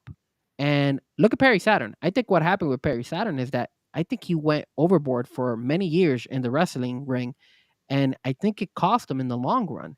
Yeah, And and then you get hooked on painkillers because you can mask your pain, and they take over your life, bro. They take over wow, your life. look at that. No doubt just spilled the beans. Ricky Starks on NXT right now. I'm not surprised.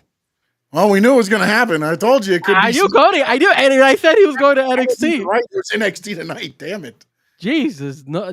That is crazy. Who do they have him? No doubt. Real quick. What? Don't. I'm going to watch it in a minute, but who did he confront, or did they just bring him out by himself? God, if he confronted like Did he get a pop too? Did he get a pop? Because I'm pretty sure he had to get a pop. Oh, I'm sure he got a pop just for the pure like. Oh shit! I wonder if they're using the same song that he came out to when he was in AEW. He probably is, because AEW doesn't like. Because WWE doesn't like to use that. They'll use a version of it in their music library or something. Probably. It might be the same beat, same. He got a pop. Of course he did. He was really good. AEW. He just walked into the crowd, is what he did. He walked into the crowd. Oh, that's badass. Again, they do things so much.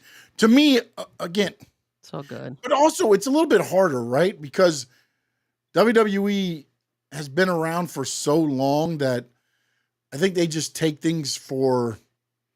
They have like a blueprint for everything, right? How are we going to debut this guy? Okay, true, but let's now that we're out of the spin the wheel and we're going back to our regular topics. Yep. Let's talk about that next topic and how the blueprint for that might be a problem in the long run. This is going to be crazy. This is very interesting. And our next topic is Jey has made his choice. Charlotte, we got to believe, is next. I'm guessing. I mean, she's the only one left, right? So they're setting up a cage in the ring right now. So the ring is that cage match. They got the cage match with I forgot who it was though. The one that injured Big E, Rich Holland. Rich Holland and Tony D'Angelo. Tony D'Angelo, yeah. For the North American North American Championship, right? North American Championship, yeah. Yep. So Jey Uso made the choice last night. I talked about a little bit about my thing. I said we weren't going to dive into it then because I wanted to save it for here. And then Charlotte now has been to Raw and she talked to Rhea Ripley. She went to NXT and there was a whole kerfuffle with her at NXT where Cora Jade ended up coming in with a kendo stick and pretty much whooping everybody's ass. Bailey. And then she went to SmackDown and Tiffy time. So I kind of said my piece on the Jey Uso choice thing last night. Frankie was kind of throwing his comments in on the chat, so most people probably know where we kind of stand on this. But I think they ran into a problem of Jey has to leave WrestleMania with a belt. To keep this main event Yeet movement moving, he has to leave with a title. And we're not taking the title off of Cody to put it on Jey. So we'll take it off Gunther and put that title on Jey. That is my only thinking, because here's the other part of that whole thing. If Jey Uso loses again to Gunther, that this whole thing is done. Here's my issue with this whole Jey Uso. Oh, and real quick, can I say one more thing? I'm sorry. Yeah. Sean Ross Sapp and Fightful did report that Jey Uso reportedly was scheduled to win the Royal Rumble before he lost to Gunther at Saturday night's main event. So this was all supposedly the plan. This is what I don't like about this. First, this Yeet movement, they're gonna keep feeding us this until WrestleMania, and probably even after. Oh, it's gonna be even bigger after. What are you talking So you're feeding us this over and over and over because you're trying to now sell us Jey Uso versus Gunther, which I was one of the first ones to say it. I think it's a lackluster fight. I already saw this. I already know Gunther's better than Jey Uso. Yes, they'll have a rematch. Yes, Jey Uso should not lose because he already been lost. And you could say that he's, the people he eliminated John Cena and all that stuff.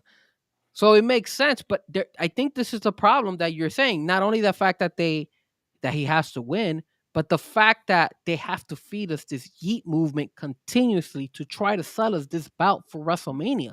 This bout's, with all due respect, it's not a main event bout. It just isn't. I don't want to see Gunther versus Jey Uso as one of the main event matches. If not, like supposedly it's supposed to be the main event match, right? You win the Royal Rumble. That's the big win for you to go to WrestleMania. Should be the last match in WrestleMania. You're trying to sell us this because you know that the fans are not invested on this. At least the true fans. All the other fans that are just yeeting and are just buying the same crap over and over and over again, whatever. They're just easy fans that just, they get won over by little things like yeeting and stuff like that. The true wrestling fan knows that this match, with all due respect, sucks. Should not be the main event or one of the main event matches at WrestleMania. That's where I go with this match. That's why I am very, very disappointed at WWE. And I'm annoyed because now we got to hear this yeet thing like 20,000 times. And now they're doing this encore crap with the yeet thing, and they're doing it over and over. So we're going to get this every Monday night. Every Monday night, we're going to get this. And now he's pulling out the little kids doing the yeet. Yesterday, he did it twice with 2 kids.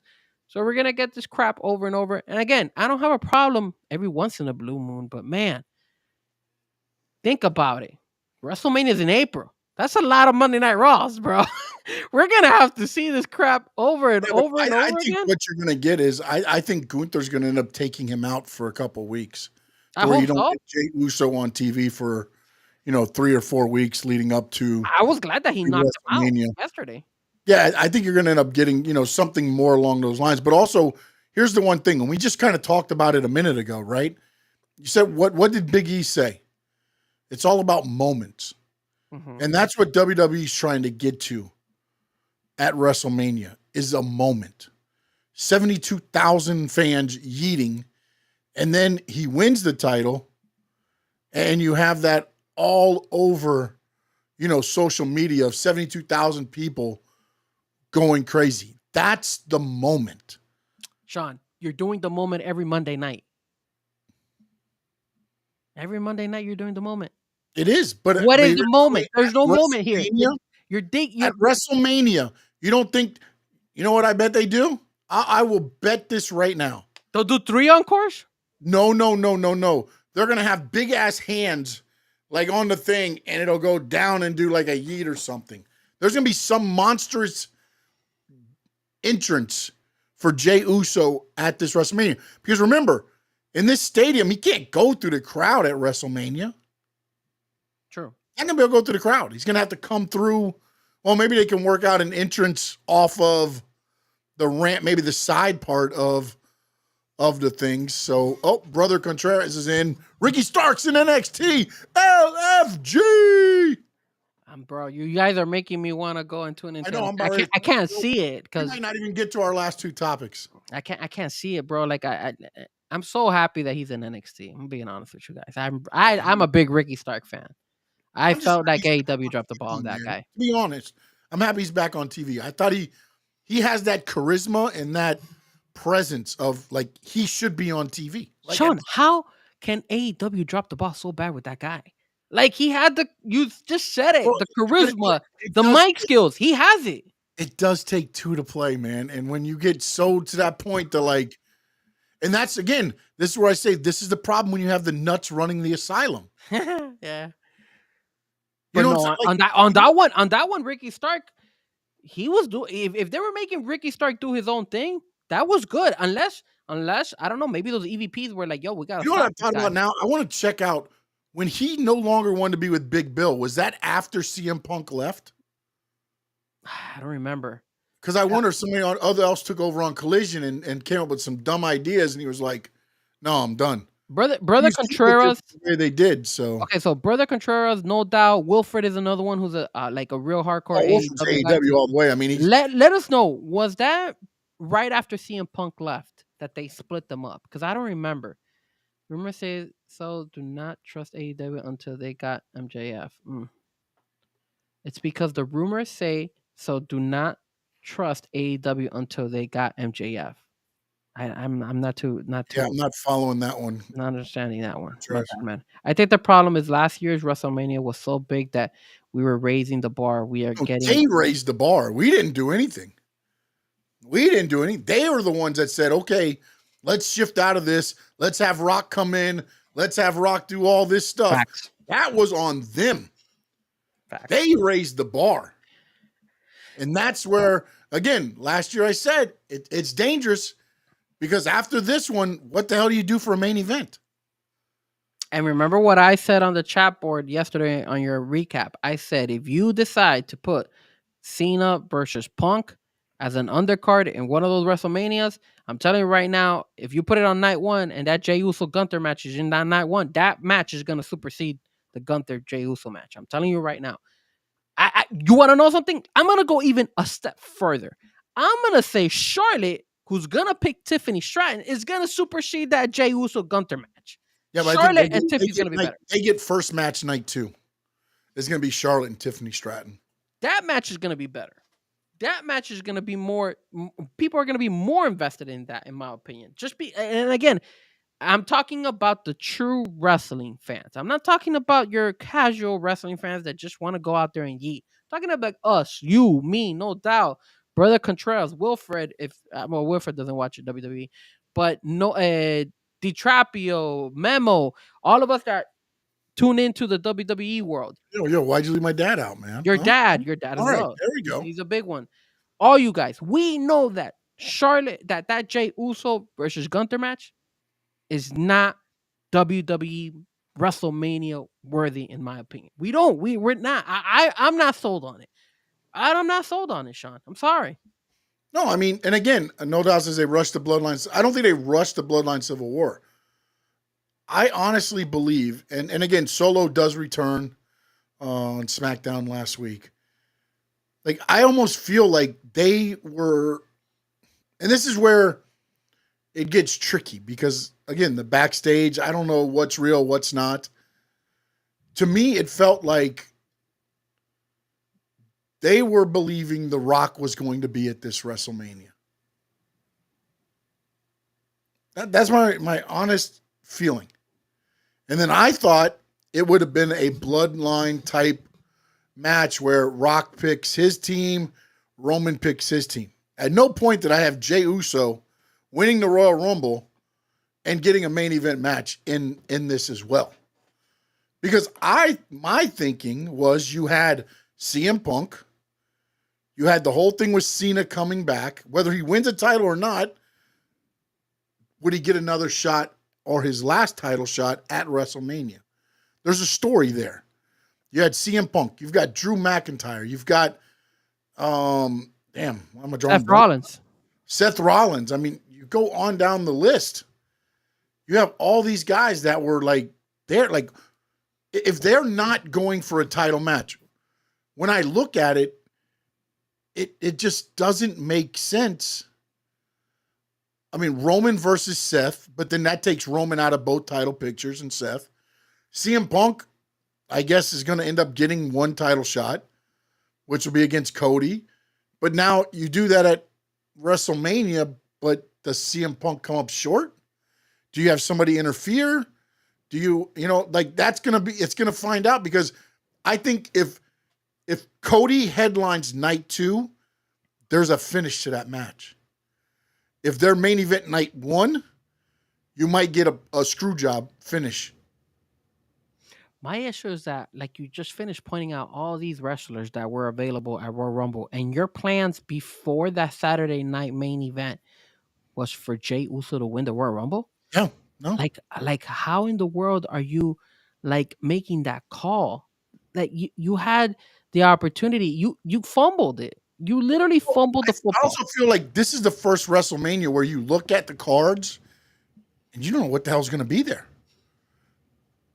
Yeah, because you don't even know who Rhea's gonna go. Rhea Ripley's gonna go against right now. You don't know anything right now until, of course, Elimination Chamber is going to kind of, but what are the other matches? Are they going to be made in the Elimination Chamber? You're kind of hinting at different things. Like you had Braun Breaker. He went to face and face with AJ Styles. He went face to face with a bunch of other guys. You had AJ Penta. Styles with Penta. You had AJ Styles walk by Ludwig Kaiser. He was mentioned during Logan Paul's match. He's taking on Dirty Dom now. So, there's all these ways they could go, but nothing like is concrete to go, okay. And that's where I feel like this year's different.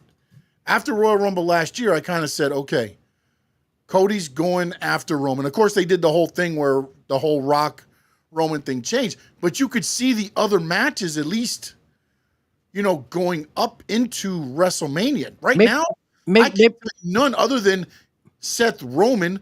But again, they're keeping this Roman thing so storyline hurt thing that I don't know that happens. Maybe Kevin Owens and Zammy would be one that would be. Yes, you know what? That probably did develop this past Monday. Yes.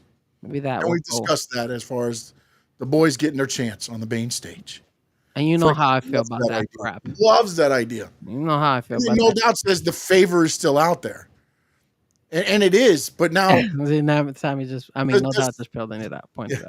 The CM Punk, is his cash in the favor? Roman getting involved and costing Cody the match. But the thing is that Roman is not in the Elimination Chamber, is he? No. They did the injury thing to take him out at Royal Rumble. The injury thing was to make sure he wasn't in the Elimination Chamber. And Solo attacked who this past Friday? Is Cody? He left Cody laying again. I think he left Cody. So then how is it? A tag team match with Cody and Jey. I did not watch the whole thing. I just know because it was a tag team match with Jacob Fatu and Tama Tonga against Cody and Jey. Yeah, and then he went. So here's. I agree with you that they're going. They don't know what they're doing, in my opinion. I feel like they're just kind of winging it and just. I feel like they're throwing guys against each other or facing each other, like face to face, to say, "Okay, that got a pop. All right, put that down." Triple H in the back writing down like Penta Breaker. Okay, all right, that got a good pop. All right, let's see what we got next. AJ Breaker. Oh, that got a good pop too. Okay, well, we got both matches. Okay, all right, let's see what we got here. And that's how they're making their lists in a way. It feels like that's the way it feels. And then when it comes to Charlotte Flair, I think Charlotte Flair, obviously not showing up on Monday night, kind of gave us a glimpse that I don't think she's going to change. She's going to go. And Rhea Ripley defending her belt against Io Sky, it just doesn't feel like she's worried about Charlotte Flair. So that's why I don't think Charlotte Flair is going to challenge her at all. And then I also feel like when she went to NXT, it was too many people involved. You had Bayley, you had Cora, you had Roxanne, you had all of them girls there. Everybody. Yeah, so it just felt like she just showed up just for shits and giggles. But it looks like Tiffany's going to be the one because obviously Tiffany, it was getting a pop and she pretty much put Tiffany on the ground. She said, "Look, you're nobody, bro." So it makes sense for them to put both of those two girls, and people are going to be invested. I hope they make this match correct, and I hope Tiffany goes over. Oh, absolutely. She better be Charlotte. Very upset if Charlotte Flair wins this match and Tiffany is out. I agree. If this is a WrestleMania match, title off of somebody and make sure Charlotte wins a title, I'd rather her face Rhea. True. I agree. And that's just, I hate to say it that way, but I would rather her face Rhea if she's going to win a title. Just give them that match and go. Let's give us the third installment. Have Charlotte win so she's got the talking things. I just do not want to have Tiffany Stratton. Well, remember, Tiffany has to go up against Nia Jax before she has to, because remember Nia Jax walked in and she told Tiffany and Charlotte, "Hey, you're going to have to face me because I'm going to take the belt away from Tiffany because she's fighting Tiffany before WrestleMania, obviously." So I don't know if again, I just don't see it as like a three-way. I see more likely the three-way being where the CM Punk situation might be in. I wouldn't be surprised. This is what I'm thinking. If obviously Jey Uso is going against Gunther. Yeah, but it can't be a three-way with them because the winner of the Elimination Chamber gets Hold on. Cody. Here's what it is. Here's the three. Not on the Gunther Jay. They're already gonna fumble the ball with that one, so they're gonna put those two guys duke it out. Whatever. We just got to deal with it. Here's where the three-way comes. I think John Cena wins the Elimination Chamber, and I think this is where Paul Heyman comes in, talks to Nick Aldis, and gets CM Punk in there, and then you have a three-way between John Cena, CM Punk, and Cody Rhodes for the championship belt. And I just don't see how Punk, unless they turn him heel. If he does that and weasels his way into that main event, he needs to turn heel. That's fine. Make him a heel. No, I'm just saying. I mean, they have to pull that. They have to pull the switch on that because that's a heel move. Because at that point, look, Cena didn't earn his spot in the Elimination Chamber. That's a reason why. But if Cena wins the elimination, but if Cena wins the Elimination Chamber, then it doesn't matter how he got there. He won the Elimination Chamber. Yes, but he would have never been in the Elimination Chamber if he would have had to fight his way in there. You don't know. So what CM Punk can go ahead and say is like, you cheated your way to get into the Elimination Chamber, then won. So I'm cheating my way. You know what I would tell you screwed me. You screwed me in elimination. They'll figure it out a way where CM Punk gets screwed, and then Cena wins the pin. Like let's say, for example, CM Punk does his finishing move, and then I don't know, Cena pushes CM Punk or hits him with something, and all of a sudden Cena takes the count or something like that, to the point where CM Punk now has a valid reason to go ahead and tell Paul Heyman, get me in that match, and then he could complain and say, hey, look, you took advantage of your name and all that stuff. I took advantage of the favor that Paul Heyman owed me. See, what I would do is if I was John Cena in a promo, I would be like, you're mad at me for instilling myself into the Elimination Chamber. And then I would look at CM Punk and I'd be like, when your little bitch ass took your ball and went home, the company was on my back because your ass hauled ass. And that's where I would leave it at with him. You're talking about taking an easy way out. Bro, you went home. You get a pop. Years. You get a pop from 9 years or something, man. I mean, bro, look at that. I mean, like, I just don't see that happening. Either way, that goes for either way, too. Because if CM Punk wins it, I think at that point you've earned your shot at Cody. If Cena wins Elimination Chamber, Cena beats Cody and wins the belt. And then they'll run it back, and Cody might win it afterwards. But see, I don't think so. Because now, you know what? You just gave me this is a great thing here. You gave me an idea. So if he does weasel his way into this, and again, I say you need to turn CM Punk heel. Cena hits the attitude adjustment. Punk walks in and nails him out and then gets the pin. Okay. It sucks because Cody gets pinned. I don't like that. You had the story. You finished the story, but also to me, sometimes Cody's story is better chasing than as the champion. Yeah, he's been a champion for a year. Now CM Punk cheated and Cena was within an eyelash of winning it. Now you can have Cena going after Punk and you have Cody going after Punk. So now you've instilled two, feuds that can heat up throughout the summer.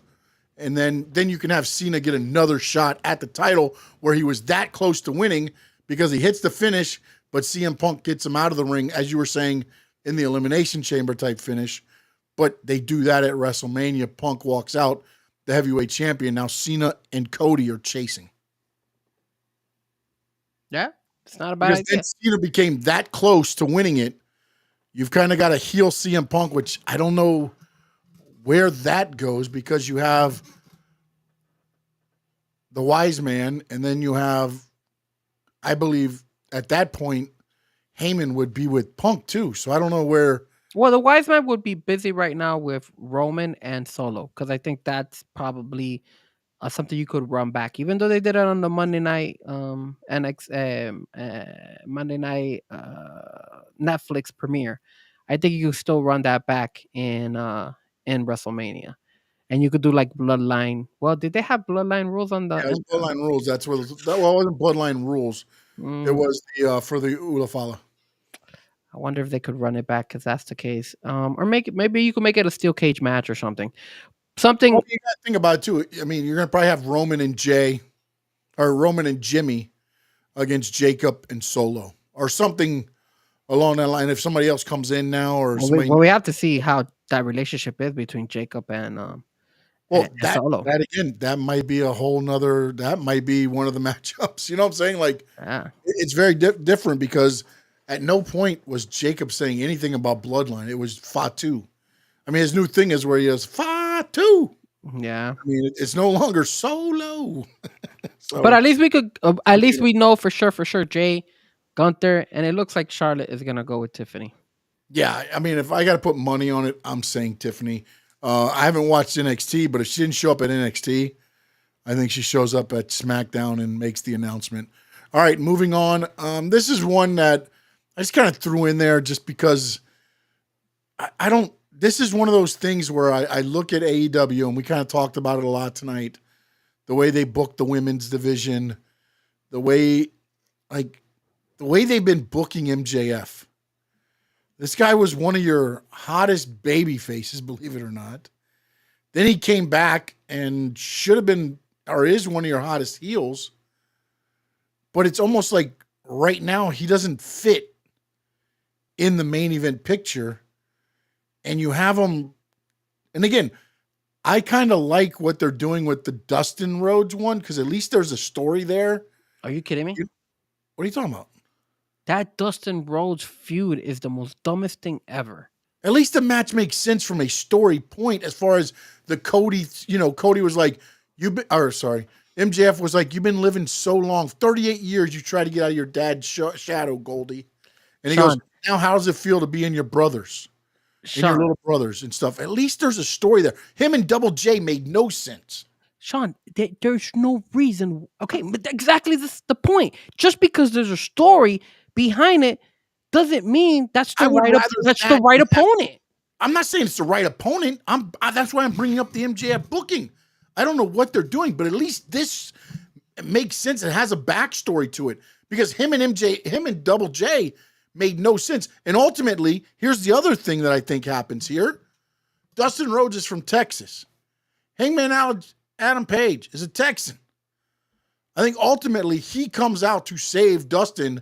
There have been a lot of face-to-face lately, MJF and Adam Page, and nothing has happened yet. So I think ultimately that's the end result. I just don't know why they're waiting so long or what they're doing to try to get there, because I don't understand what they're doing with MJF. But at least this time I can sit there and say, okay, he's wrestling this guy and it makes sense. Look. From a backstory. Look. For me, man, you could have storylines with anybody out there. It has to be storylines that make sense with the right opponents. Obviously, Dustin Rhodes has no business wrestling MJF. Jeff Jarrett has no business wrestling MJF. You have your biggest star and you're making him wrestle against, with all due respect, my bad guys, but old geezers. They're old geezers. They're at their bottom of their. I wouldn't be surprised if MJF now starts fighting Chris Jericho. You're putting him against all these old geezers. I wouldn't be surprised if they do it again. They are putting him against all these old guys. Dude, why? Why Dustin? Why Jeff Jarrett? No, those are bad. Even though there's a storyline with Dustin. Dude, he has no disrespect. Dustin's a great wrestler. But your time has come and gone, bro. He is a filler, just like Chris Jericho should be a filler, just like Jeff Jarrett should be a filler. Those are old timers that, hey, no, but to me, Jericho's not the way they booked him. He's an attraction. He's not a filler. Come on, man. There's been plenty of times that we go and we say, why in the world is Chris Jericho wrestling? He should not be in the ring. Yeah, that's bad booking. I mean, it goes back to the AEW booking. I mean, that's why I put MJF booking. It's not MJF. It's the booking of it. They have nothing. They have no idea where to put him because he doesn't go into the Death Rider story. And I don't know if they understand where the Death Rider story begins and ends. I mean, that's the problem right now.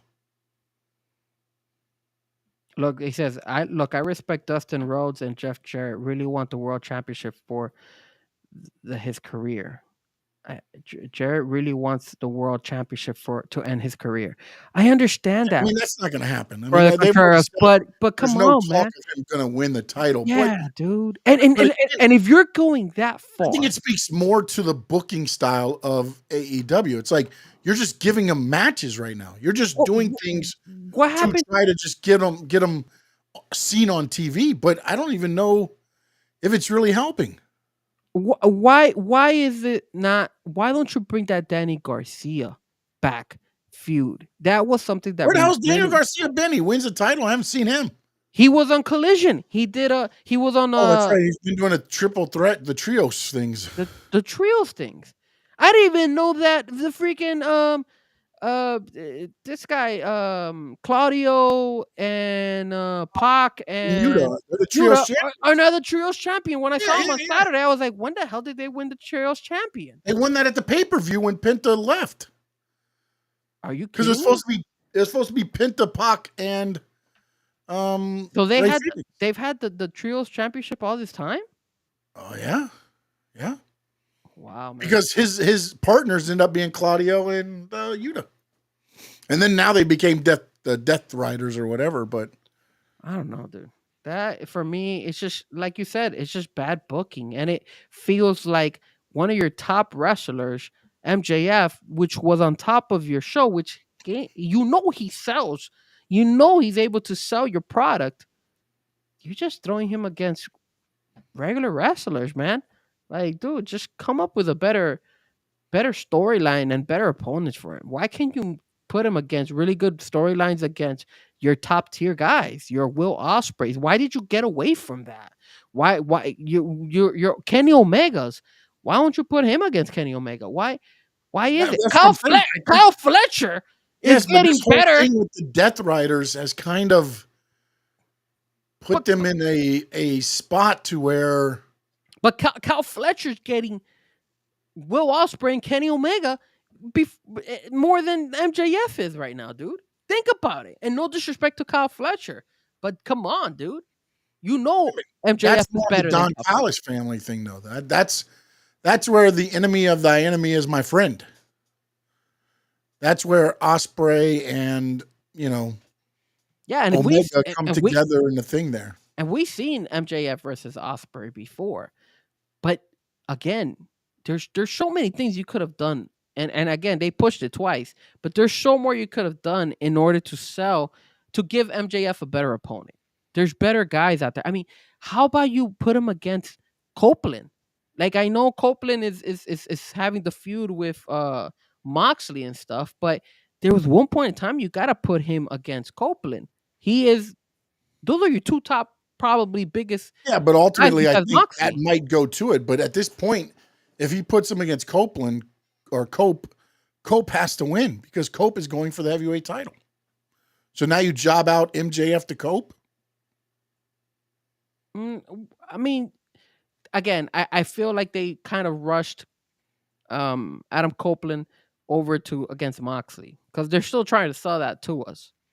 Yeah, I don't understand anything. And again, I listened to the whole interview with the Death Riders with Renee Paquette, and at least it gave us understanding of the thinking of them, but it still makes no sense to me in the realm of wrestling to where you're telling me your title means nothing because I'm the embodiment of what a world champion is.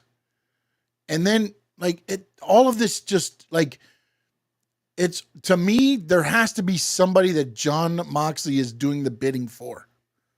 In the end of all of this. And we've said it before. There's got to be more of a payoff to this. These guys run roughshod. They choke out everybody. They put bags on people's heads. They're doing all this stuff. You've gotten rid of Orange Cassidy. Darby Allin was injured by them. Of course, he's going to climb Everett or whatever. But you're slowly taking everybody out. Bryan Danielson, all these guys are getting taken out by them. And it hasn't really built anybody. Honestly, it hasn't. Sean. Moxley's still Moxley. No, nobody's gotten any better from this Death Riders feud. Nobody. Not even Maria Shafir, because she hasn't even wrestled. She just walks around with them. Yeah. But I'm gonna tell you She's something. like a badass. Don't get me wrong, but nothing has helped But anybody. Nobody's won anything out of it. Did you get a chance to watch Collision this Saturday? I did not. Okay. Not gonna lie to you. I'm gonna tell you what happened. Moxley goes and he attacks. I forgot who he attacked, but he attacks whoever's on the ring, and they come out and he has this segment, and he starts bashing Cope, and he kept telling Cope, "You don't deserve a title shot. You don't deserve this and that." And at the end of the segment, he's saying, "Well, now you're gonna get a title shot." I'm like, wait, 5 minutes ago you were saying the guy doesn't deserve a title shot, and now you're changing your mind?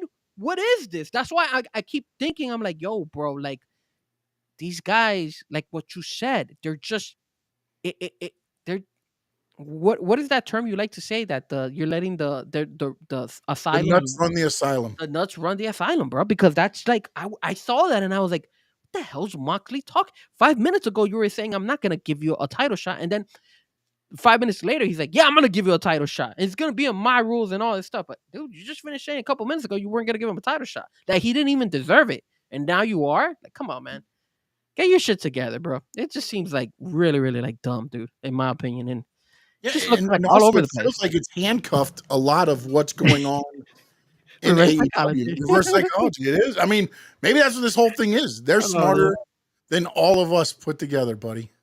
It's a bit bad, bro. That's all I got. All right, it's time for the picks. Sweet. I don't Oh, even wait a know all minute. the matches. Damn it. Hold on. Keep talking there, Frankie Fresco. I Well, forgot to add you into the picture I was about to bring over. I'm sorry. oh my god. Well, while you're trying to add me to the picture, let me take a look and see what the card looks like, right? Yeah, can you do that? Because I don't even know the card yet. Well, okay, let's do this. This was last year's Grand Slam. So they had Bryan Danielson versus Nigel McGuinness, which I was so mad at that they did that match, because they should have done it in Europe instead of doing it here in the United States. They had Hook versus Roderick Strong, the Young Bucks, which there's no sign of them, versus Will Ospreay and I Kyle just lost Fletcher. the titles last night. IWGP titles. 2:00 in the morning. I watched it.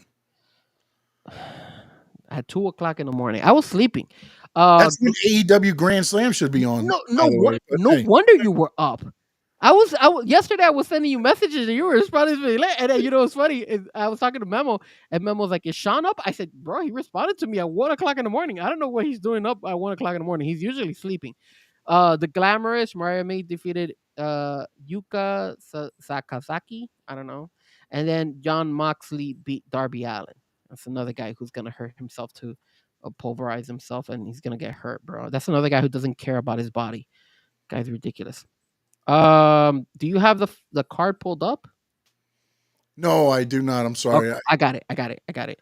I've messed up here. I went to X to see how everything's going, and the first thing that pops up is Ricky Starks in NXT. So all I'm doing is looking at it right now. All right. Do you want me to name the matches and then we could pick? Yeah, if you want to, please. Yeah, that'd be great. Okay, so let's start with we'll start with Mariah May, the women's champion, versus Toni Storm. They'll be fighting for the AEW Women's Championship. Who do you got, sir? Man, I feel like this is the Mariah May has not. It's been a good run. Mariah May's been great. That's, but I feel like this has led up to Toni Storm winning. And I know Mariah May's home too, but I feel like this, with everything the way it's been going, it feels like Toni Storm should walk out the champion. So for that instance, I kind of feel like she's not. I don't know. I got this feeling like there's going to be some swerve. But also, I feel like if they keep people, again, they're recording this and putting it on at 10:30 at night. So we'll know the answers way before this. But if you want people to see it and watch it, you got to have some big things happen. And there's only this match and Harley Cameron, which I believe are tagged or title matches, right? Yes, for the women. Yes. Oh, and for the men. Yes. You're Yeah, right. right. There's no other. It's the tag team match. It's the 2 tag team matches for the men. And again, this is going to act like a collision. So if you give those tag team matches time and the women time, you might have one more match. Oh no, they did add Mercedes Moné and Harley Cameron. So Yeah. those are probably your 5 matches for the night. Yeah. There's 1, 2, 3, 4, 5. Yeah. Yeah. Yeah. There's your 2 titles. The 2 title matches is the 2 women matches. That's Yeah. it. All the other ones are tag team matches. Yeah. So Oh wait, I'm sorry. No, I'm sorry. There is another one. The AEW Continental Championship. Okada that's right, versus Okada Cena. and Oh, there's Bloody 3. Murphy. Yep. Yeah, there's 3.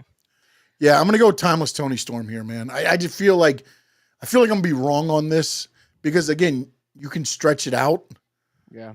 but I feel like this show needs a little bit of pizzazz, and I don't see Murphy beating Okada, unfortunately.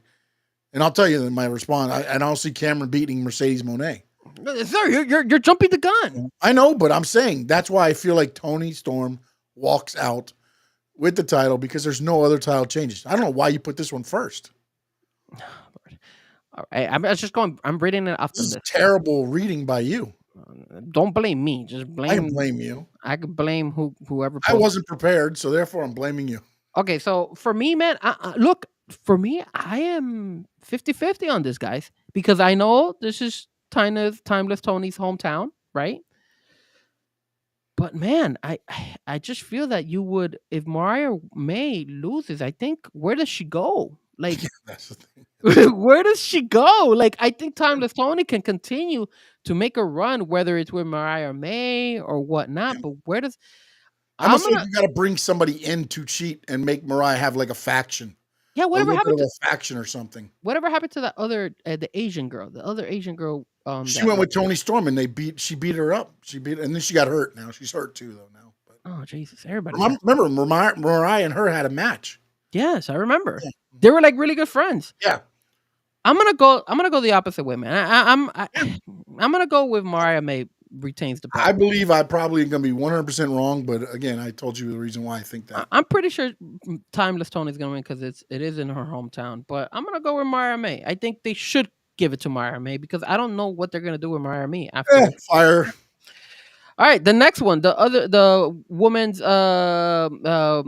Mercedes Moné, the champion, the TBS champion, versus Harley Cameron and her puppet. Who do you think is gonna win this one? Man, I think the puppet's going to get involved somehow. I think there's going to be a guitar shot, but I see no chance Harley Cameron beats Mercedes Moné. But as saying that now, with everything she's doing and the way she's getting over, it would be a good time to do Mercedes kind of beat her up the whole match. I got this CEO, a quick roll up, and Harley Cameron's your new TBS champion. Again, now whether they can book it strong enough to keep her a good champion, that's the problem I think Mercedes Moné might have with losing the title. Because I don't think she's okay with losing the title. It's just, what are you going to do with Harley Cameron after I put her over? Don't just relegate her to, collision and downgrade what we've been building. And that's my problem with AEW. That's why I feel like Mercedes Moné will walk out the TBS champion. I agree with you 100% that this should be a good moment for her, Harley Cameron, to showcase herself and maybe put up a really good fight, but I don't see her beating Mercedes Moné. I agree with you. I just don't know if they were to give Harley Cameron the belt. I just don't know where they would go with this. And I don't think Mercedes Moné would be willing to you would get fan interest if they ran it back. That's just my opinion. So I'm gonna go with Mercedes Moné. Will Ospreay and Kenny Omega versus Takeshita and Kyle Fletcher. I mean, this has got to be Omega and Ospreay winning this, right? With everything that's built up. I mean, I don't want to see this ran back. I'm okay with this happening on this card. I don't want a feud to where Omega and Ospreay become married and fight the Callis family for 6 pay-per-views or something, man. I'm over this already, man. Unless you refresh it by bringing in some kind of new blood that, is like, oh shit, I didn't see that happening. Yeah. Then there's no reason to run this back. It's Omega and Osprey. All right. I'm sorry. I gotta agree with you. I just don't. I don't. I just can't believe. I mean, And then the other part to this whole thing when we're doing this is basically a collision on steroids. This isn't even a pay-per-view. You know what I'm saying? Like I don't know. I don't know if they're gonna do something where they give the Australian fans that, oh shit, pay-per-view type moments on a collision. I just don't know. And remember, it's a 2-hour show, so they gotta make sure that they are able to give the fans good wrestling matches within a 2-hour span. So I don't know, man. I just did they okay, remind me, I might be wrong. Did they ever insinuate that they wanted to bring somebody else to the Don Callis family? Did they ever There was the one thing they said, who says there's only 4 of us? Don Callis says. So that's the only thing. And then that was when they brought in Davis, which I said they were probably going to bring him in. Yeah. And then they explained it, and I love the fact that they did this. Don Callis was like, Mark he wants nothing to do with me, but I signed Aussie Open the contracts. Davis got hurt. Kyle Fletcher took advantage of the opportunity. I still own Mark Davis, so he will do what I tell him to do. That's a good point. And that's kind of how they did the story, and I like the fact that they explained that as he was fighting Osprey on Dynamite. That explains it, because last time he showed up as well in the little promo that they had, Mark Davis looked pissed, like he didn't want to be there. Yeah. So, well, he didn't want to. It was he was actually helping Osprey against Fletcher, and that made no sense to me in a way. And then it looked like he was getting mad at Osprey because Osprey was like kicking the crap out of Fletcher, and then he disappeared, and then he came back this Dynamite. At least they told a little bit of a backstory that at least kind of made sense to everything that's happening. That's all I really asked for, man. Okay. But I agree with you. I think Will Ospreay and Kenny Omega should win it. I don't want to, like, I agree with you. I don't think they should run it with the Takeshita, Fletcher, and the Don Callis family going weeks and weeks trying to go back and forth with Ospreay and Omega. The next match, Adam Copeland and Jay White teaming up versus Jon Moxley and Claudio Castagnoli in a Brisbane brawl. What the hell's a Brisbane? It's basically going to be a street fight. It's going to be a street fight, I believe. It's basically what it's going to be. Okay, who do you got? I feel like Moxley ends up pinning. I'll take Moxley and Claudio. Like, I don't know. Like, I mean, Jay White should get the win over Moxley. Like that to me, that would be the pin, because now you set up White as like, I pinned him, because Cope's already getting a match. So if you do the thing and you make it to where Jay White pins Moxley, now he can kind of elevate himself into this. But I just feel like you're also doing a lot of damage if that happens to the way the story's being told right now. Can everything flip? Of course, it's wrestling. But looking at it, I feel like it's going to be everybody getting involved, and at some point the numbers outweigh on the Death Rider side. Death Riders get the win. Okay, so I'm looking at some of the history here. I'm kind of cheating here. Oh, go ahead, man. So it looks like FTR defeated the Death Riders back in Collision. Yes. It looks like Moxley beat Powerhouse Hobbs. That was a 1-on-1. Mm-hmm. And then you had Rated FTR defeating the Death Riders on a Dynamite. Yep. Moxley defeated Paige with Jay White, Orange Cassidy. That was in the world title. That was at World's End. That was the one I went to go see it. So it looks like Moxley keeps winning when he is wrestling by himself. Yep. And it looks like he keeps losing every time he's with Claudio. So I'm going to go the Adam Copeland, Jay White route. I say they win. Just because I would not dispute that. The only thing I would hope would that be Jay White would get the pin and not the obvious Cope pinning Moxley to set up for the title match. Like, I would like to add Jay White into this. I would like it too. And I think they could actually create a 3-way match between these guys. A triple threat match where Cope is upset because he wanted to pin Moxley. Jay White says, I deserve it now. And then Moxley is like, screw both of you guys. And then they have a feud between all three of them, and you do a triple threat match between those three. I think that would be pretty clever. All right, sir. You told me that I made wrong selections as to how I read these cards, these matches. Well, sir, I left this match at the end because Frankie Fresco, is calling it right now. Okada versus Buddy Matthews for the AEW Continental Championship. I got Buddy Matthews upsetting Okada for this belt, sir. I feel that Buddy Matthews is ready to take. Bitch. He's ready to take that leap. I want to see Buddy Matthews get that pop. I want Buddy Matthews to become a champion, and I think this is a good route for him. I think Okada has held that belt way too long. I know he did the tournament. He won the tournament. He just won it. He just won the title. Kudos, yes. But you know who he did not face in that tournament whatsoever? Buddy Matthews.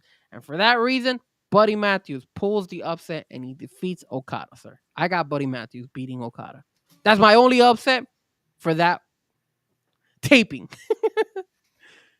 I have Okada winning because the Young Bucks return and get involved, and then the Young Bucks will start a feud with the Hounds of Hell.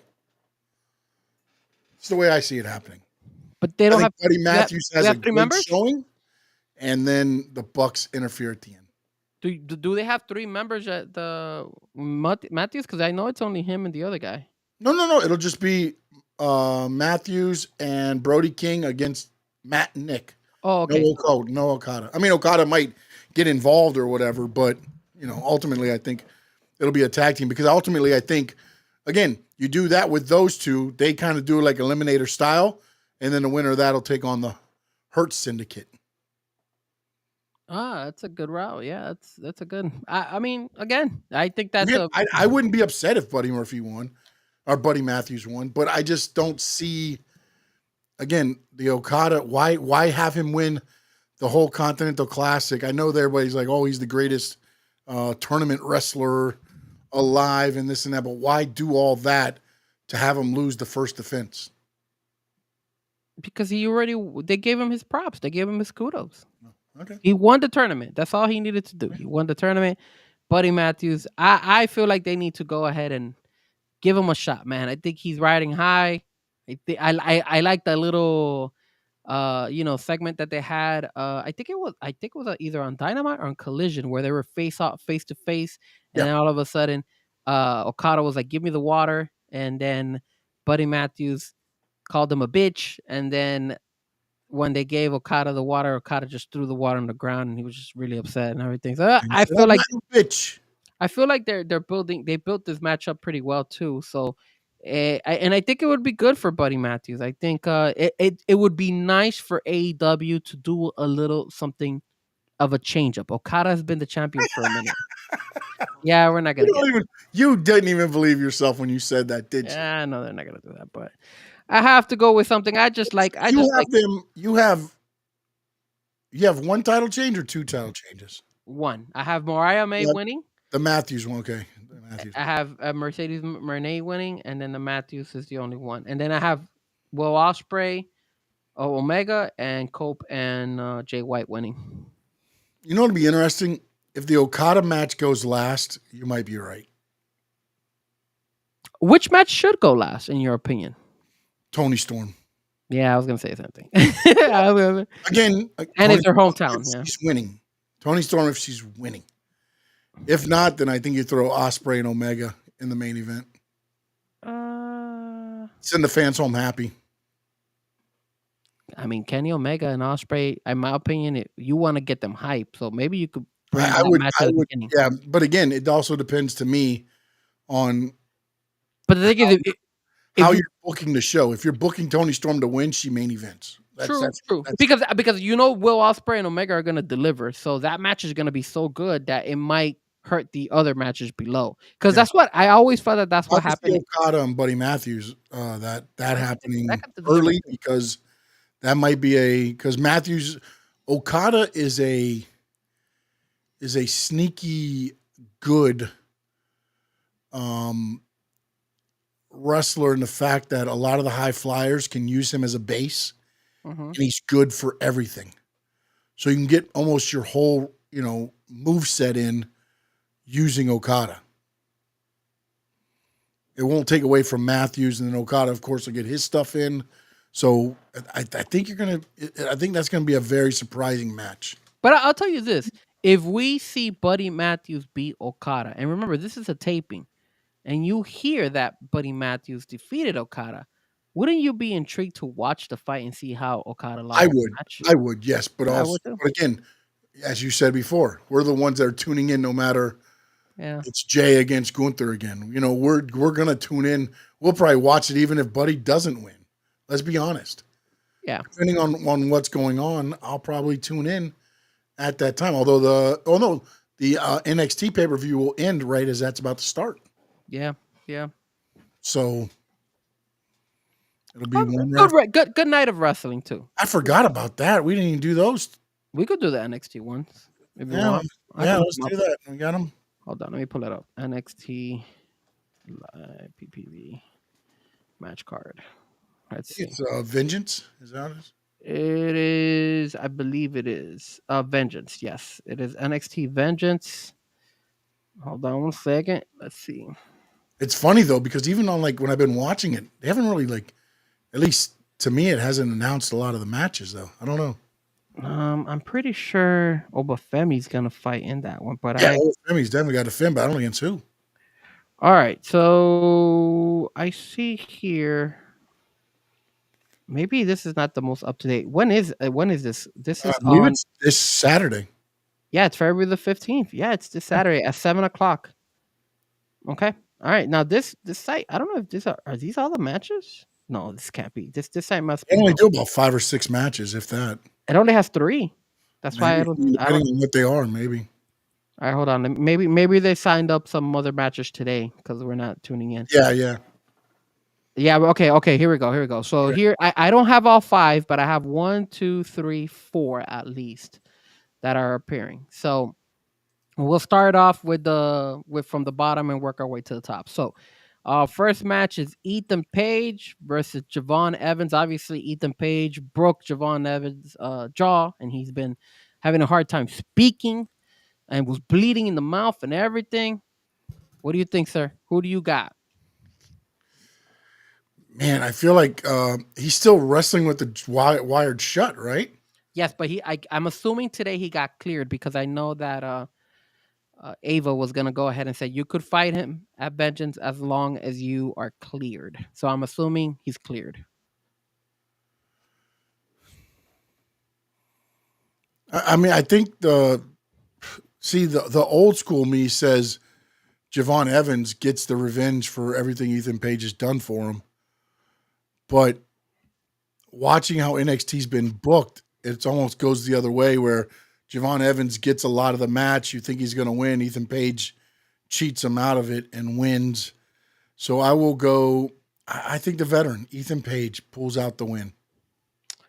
For me, and I'm going to write this down, Sean, Ethan. I really feel the same way. Like, I really feel Evans should get payback for especially breaking his jaw. Yep.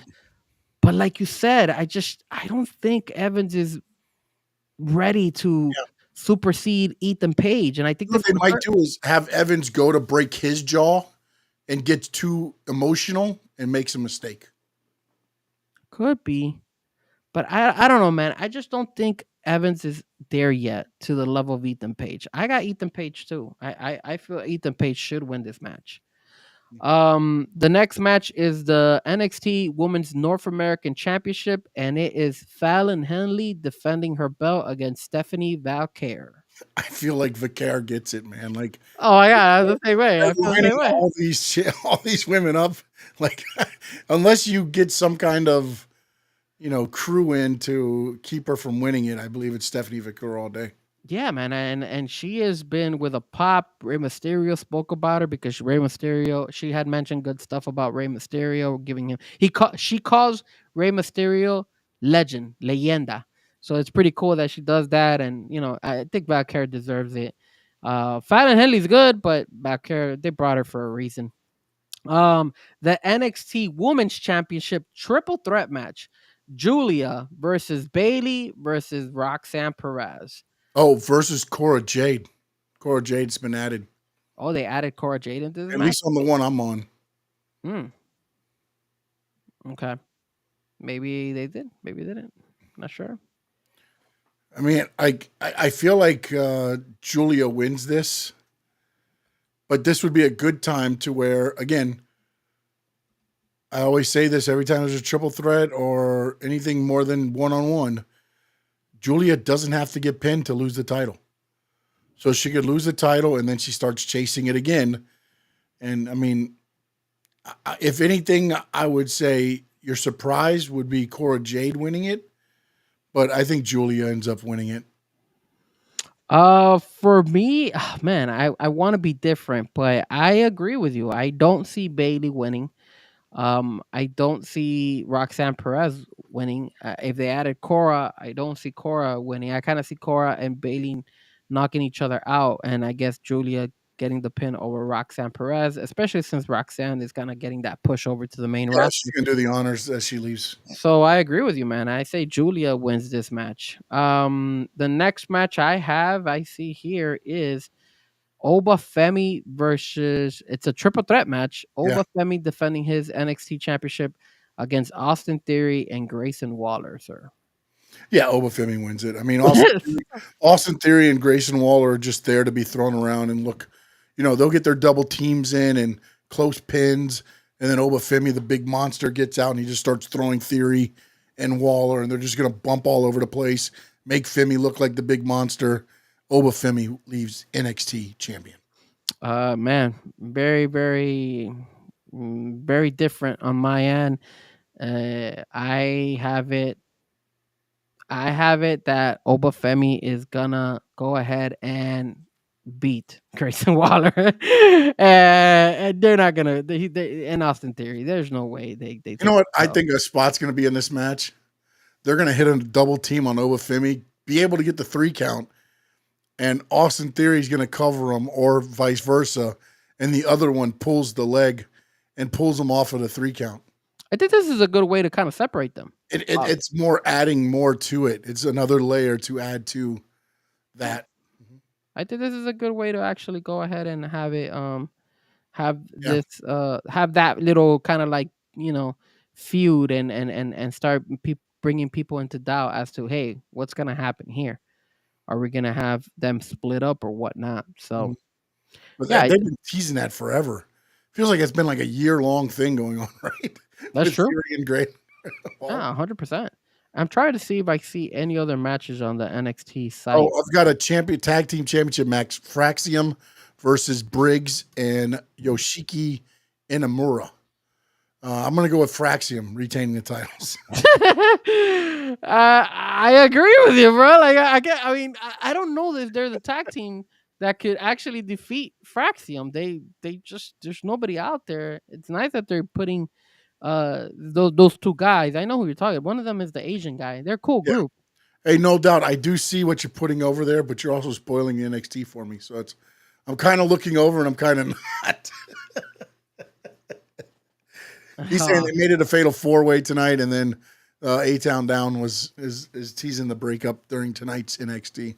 Figured. And then there's a strap match: Trick Williams versus Eddie Thorpe. Oh, come on, that Trick Williams all day, bro. Whoop, that Trick is going to be physical. You're going to whoop that ass, Eddie Thorpe. Yeah, Trick Williams winning this one too. Yeah. You want to know something too? Like somebody mentioned it. I don't know if it was on social media or if it was on the chat board. But somebody was saying that Eddie Thorpe should jump over to the main roster and become the next Judgment Day. I said that today. Huh? I said that today. You said that? Yeah. Was it you who said that? Well, no, I don't know. I mean, I'm sure there's other people that have said it, but he looks like the look that he gets is almost a Karrion Kross type. I'm not a fan. He's like a bald Karrion Kross look like to him. It's very odd, like dark look to him. Maybe, but I just don't. I'm not a big fan of Eddie Thorpe, bro. I think I'm not a big fan of him, but when you look at the roster, who else is Judgment Day-esque? I guess Malachi Black, baby. Oh, good. And I get that, but I don't see him. Even Ricky Stark, but Ricky Stark is in NXT now, so can't do anything about that. So Jade Cargill tweets out, "My best friend, so proud." It's so funny how NXT is now starting to become AEW. Oh, you got all these AEW wrestlers all in the NXT roster. It's so funny, but it's still so good because at the end of the day, WWE knows how to use them. Well, AEW doesn't. Brandy Rhodes tweets out, "Starkey baby." They're loving Ricky Stark. Damn. Oh, here's my AEW crew. Ricky Starks is an effing moron. Oh, you can tell like the AEW fans of the W. It's the same way though when AEW like Dynamite's on and they're having a good show. Yeah, they're all like, "What was that? That was the dumbest thing I've ever seen." So it's a very interesting move there. So that is our picks for Grand Slam taping and the NXT. I almost called him AEW Vengeance, NXT Vengeance. Soon it'll be AEW Vengeance. Soon it will be, sir. They're gonna have to replay that whole part when Cody showed up, and it was Cody, Ethan Page, Brian Pillman, and Sean Spears. Now you have to add like. I'm telling you, the way is looking like who's another one? Okay, before we go, obviously, and yes, Cheyenne, we're still here. Who do you think is the next AEW wrestler that's still currently in the roster that will make his way eventually to the WWE, whether it's NXT or the main roster? I don't know what their contracts are. Let's just put contracts to the side. Somebody that you feel that they're not using correctly in AEW and will eventually make it way over. I can probably have quite a few. I can see Adam Cole. You think Adam Cole would come back eventually? Yeah. I think they're using him pretty well in the. That wasn't Triple H's call. Triple H wanted to keep him. That was Vince's call. You know what? You know what's funny? One of my friends just sent me a message on Instagram. He's like, "NXT is the new AEW." I knew it. Like I'm telling you, they're taking everybody from AEW. Going to be.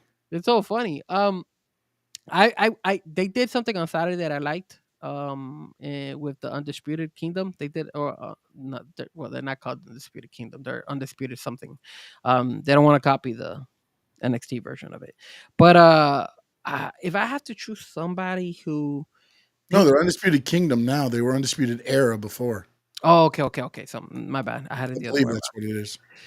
If I have to choose one person from the AEW world that will get burned out and they won't, like Tony Khan will drop the ball and be like, "Oh, I don't know how to use them anymore." Oh man, I'm thinking of somebody. Who would it be? I don't think Will Ospreay. I'm sorry, man. And those guys, I don't see. That's what I'm saying. Contract out of the way. It's gonna be somebody that left. That's gonna come back to me. No. Somebody we talked about him today. He's on the topics. Oh, Dustin Rhodes. No. MJF. No. MJF eventually. Once his contract is up, whatever contract that they do, he's gonna leave AEW. No, I don't think so, man. They don't know how to use him right. You know what? Maybe that is accurate because that's why they're destroying him right now. They don't know how to use him. Because right now he has the money that he would have got from WWE on this last time is going to be minimal compared to what he's going to get after this run. That's a good point. Yeah. Unless something changes drastically, because he's losing money. He is, man. He probably made the bad choice of staying in AEW, but it would make perfect sense for him. I don't know how long his contract is, but he goes on that. He does his AEW run, and then they bring him to NXT, just like they did with everybody else. Bring him to NXT. I say MJF, man. If they don't, they need to switch and do something about his character, about his opponents, because, like you said, they're really not getting the most out of him, and he has a lot of potential. Yeah, no, I mean, I would agree. I don't know that MJF leaves over there, man. He's got it made there. But again, WWE, the travel used to be the big thing. There's not as much travel right now. I mean, there's no house live shows until after April. I think after WrestleMania. So we'll see. Oh, damn. No doubt. Really? You feel that way? MJF to NXT would be a tragedy? I don't know, man. Well, it would only go to he would only go to NXT because AEW has not used him properly to the point where he's not as relevant as he is. And keep in mind, MJF is a Cody Rhodes guy, bro. It's a Cody Rhodes guy. Just putting it out there, man. So, Deshaun, did you freeze up? I think Sean froze up. Right? Sean, are you still there? I think Sean froze up because I don't. No, I'm good, man. I was just kidding. I wasn't even seeing you blink. That was really good of your part. I was trying, man. I was trying. All right, man. Let them know where they can catch you, man. You guys could catch me at the Frankie Fresco channel. Hey, are we doing the AEW Grand Slam post show? What time does it end? At 2 o'clock in the morning. 10:30. It'll be 12:30. It's up to you. I'll be home by then because I'll be done. What do you got? What do you got going on? The rugby game. No, but what time will you be home from that? What time? Just normal time? The game starts at 5. The game is usually 2 hours long, and then I DJ for 2 hours. I'll probably be home by 11. All right. What we could do is, well, you wouldn't be able to watch the Vengeance pay-per-view. I was gonna say we could talk Vengeance pay-per-view and then kind of talk about the show as it's going on. You could. But I just wouldn't be able to talk to Benji because I'm not going to be able to watch it since I'm going to be DJing. Yeah. All right, what I'll do is I'll watch it, and then I'll do a post show. If you want to jump on, I'll do a post show at about 11 on Vengeance. And then if you want to jump in whenever you're there, we'll start watching Grand Slam. We'll just do it. We'll do a watch along for Grand Slam while it's on. Well, I'm pretty sure we're gonna have so many people tune in. Oh, I'm sure they're gonna love it. They'll be able to tell us in the thing like, "Hey, why are you guys watching this? I already know who wins." That's crazy. Yeah, I know, right? They're gonna be like, "Why are you even watching it?" That's crazy. And Cheyenne says, "No, that's his thinking face." Bah. There's no thinking in this. Look at that. It's dumb. That's why I like pro wrestling. It spells everything out for me. I don't have to think and worry about it. All right, let them know about the Miami Sharks game and everything else going on with you, man. Yeah, so again, as I said earlier in the show, this Saturday we will be having the very first game for the Miami Sharks. Your boy Frankie Fresco is the DJ. I am one of the DJs for the Miami Sharks, so I'm doing their first game. That means I'll be doing the pre-game, the in-game music, halftime, and then the post-game as well. So I'll be doing everything out there. So if you come in to the game, you will go ahead and you hear the music. That is me playing that music. Also, if you want to drink and have a little bit of good time after the game is over, the post game, they offer free beer. So they have food trucks out there. And then obviously I'm either going to be, sometimes we have the Red Bull big truck where I actually DJ on the actual Red Bull truck, or I'll just be set up outside, one of the two, but you will see me one or the other. And I'll be, spinning those tunes for all you guys. So if you guys want to come say hello, I would greatly appreciate it. Tickets are on sale. They do have a special. Miami Sharks. Just look them up online. Miami Sharks on IG, on Facebook, on Instagram. On IG, on X, on all those. You'll see them there as well.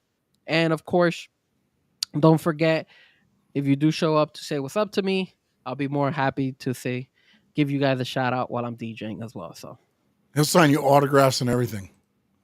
I don't think I could. I mean, you can sign autographs with the players, because the cool thing about the rugby team is that the rugby team actually comes out and hangs out with the fans. So if you want to get an autograph from the players, they'll sign it for you. And you know what's cool too? I'm not gonna lie to you, man. The games are very entertaining. Like, you'll be surprised. If you like football, if you like soccer, you're gonna enjoy it, bro. Because it's a mixture of both, bro. And then when you got me, because I play like crazy tunes, like you'll see some. It's like a football game. It's like if you're in a football game. That's why it's so cool. He is the great Frankie Fresco. Any social media? I didn't hear you say social media. You good or? Frankie Fresco. You can meet or Fresco Music, one of the two. Just on X, Instagram, and no. Do we get VIP access for knowing you? No, unfortunately, we do not. But I will say this. I will tell you guys this. If the first Person. the first 3 people, if you really want to go, send me a DM and I'll hook you up with some tickets. I get some tickets, so I'll be able to hook you up. So if you really want to go, send me a DM at Frankie Fresco or on Instagram. It's Fresco Music, and I'll be more than happy to get you tickets to come see the first game. I get like I think I get like 2 or 3 tickets, so I could always say, Sean, if you want to come, be more than happy to give you a ticket as well. I gotta watch Vengeance, man. Oh, that's true. That's true. Of course. And I got the Daytona races going on Saturday, man. Thursday, Friday, Saturday, and Sunday. I'll be watching the races. On my thing, I get a piped in from Daytona. Raw feed. Nice. I'm hoping it works. Hopefully, bro. I mean, I wish I could be like, I technically could if I really wanted to have the Vengeance on my phone, but the problem is I have to be watching the game. Yeah, you gotta put on the tunes and stuff. Yeah, I can't. Put it's on like some really hard. tunes and the other teams whooping their ass. They might get mad. And it's funny because like I have like different tracks for like everything. So like if we're losing, I have to have a track for like a motivational type of one, like to pump them up and stuff like that. And then if they're getting in a fight, because sometimes fights do break out, like a fight song. If somebody unfortunately gets injured, I have songs for like when somebody's injured. You play the Kane's fight song for the fight song? Negative, sir. There is absolutely no Kane's reference whatsoever in the Miami Sharks. That's why I'm their DJ. It's upsetting. You can check me out, Stanley_Media11 on X, Stanley Media House Network on Facebook. Check the page out. Like the page. Go to our YouTube channels. I'm at Stanley Media House Network. Hit that subscribe. Hit the notifications. Jump over to Frankie Fresco YouTube channel. Hit that subscriptions and the notifications. Check me out on Twitch. As I said, NASCAR coverage starts this week. And the Sports Talk with Sean Stanley will kick off the second half of the NBA season. And I want to thank you, Frankie Fresco, for being here today. And I want to thank everybody that was in with us. Cheyenne, no doubt. We had, hold on a minute, unsuspecting opponent. Okay. Brother Contreras was in with us earlier on. Unsuspecting opponent. Yeah, I guess we're going to have a triple threat here in a minute. Karoon was in. Wilford Joseph in his AEW weekly appearance was there. Memo was in. We also had my dad in as always, so appreciate him. Steven Gonzalez was in earlier on. Man, we have a lot going on here. DiTrapio was there. DiTrapio. He did make a Bubba Wallace. Oh, that McDonald's car is looking kick ass. Oh, my God. So far right now in Daytona, let me tell you. Sitting on that truck, it looks good. A lot of Steven Gonzalez at the beginning there. So appreciate each and every one of you that tuned in. Don't forget, 7 p.m. every Tuesday night, we are here to talk everything pro wrestling. For Frankie Fresco, I'm Sean Stanley. In the words of the great Gordon Soley, so long from the Sunshine State.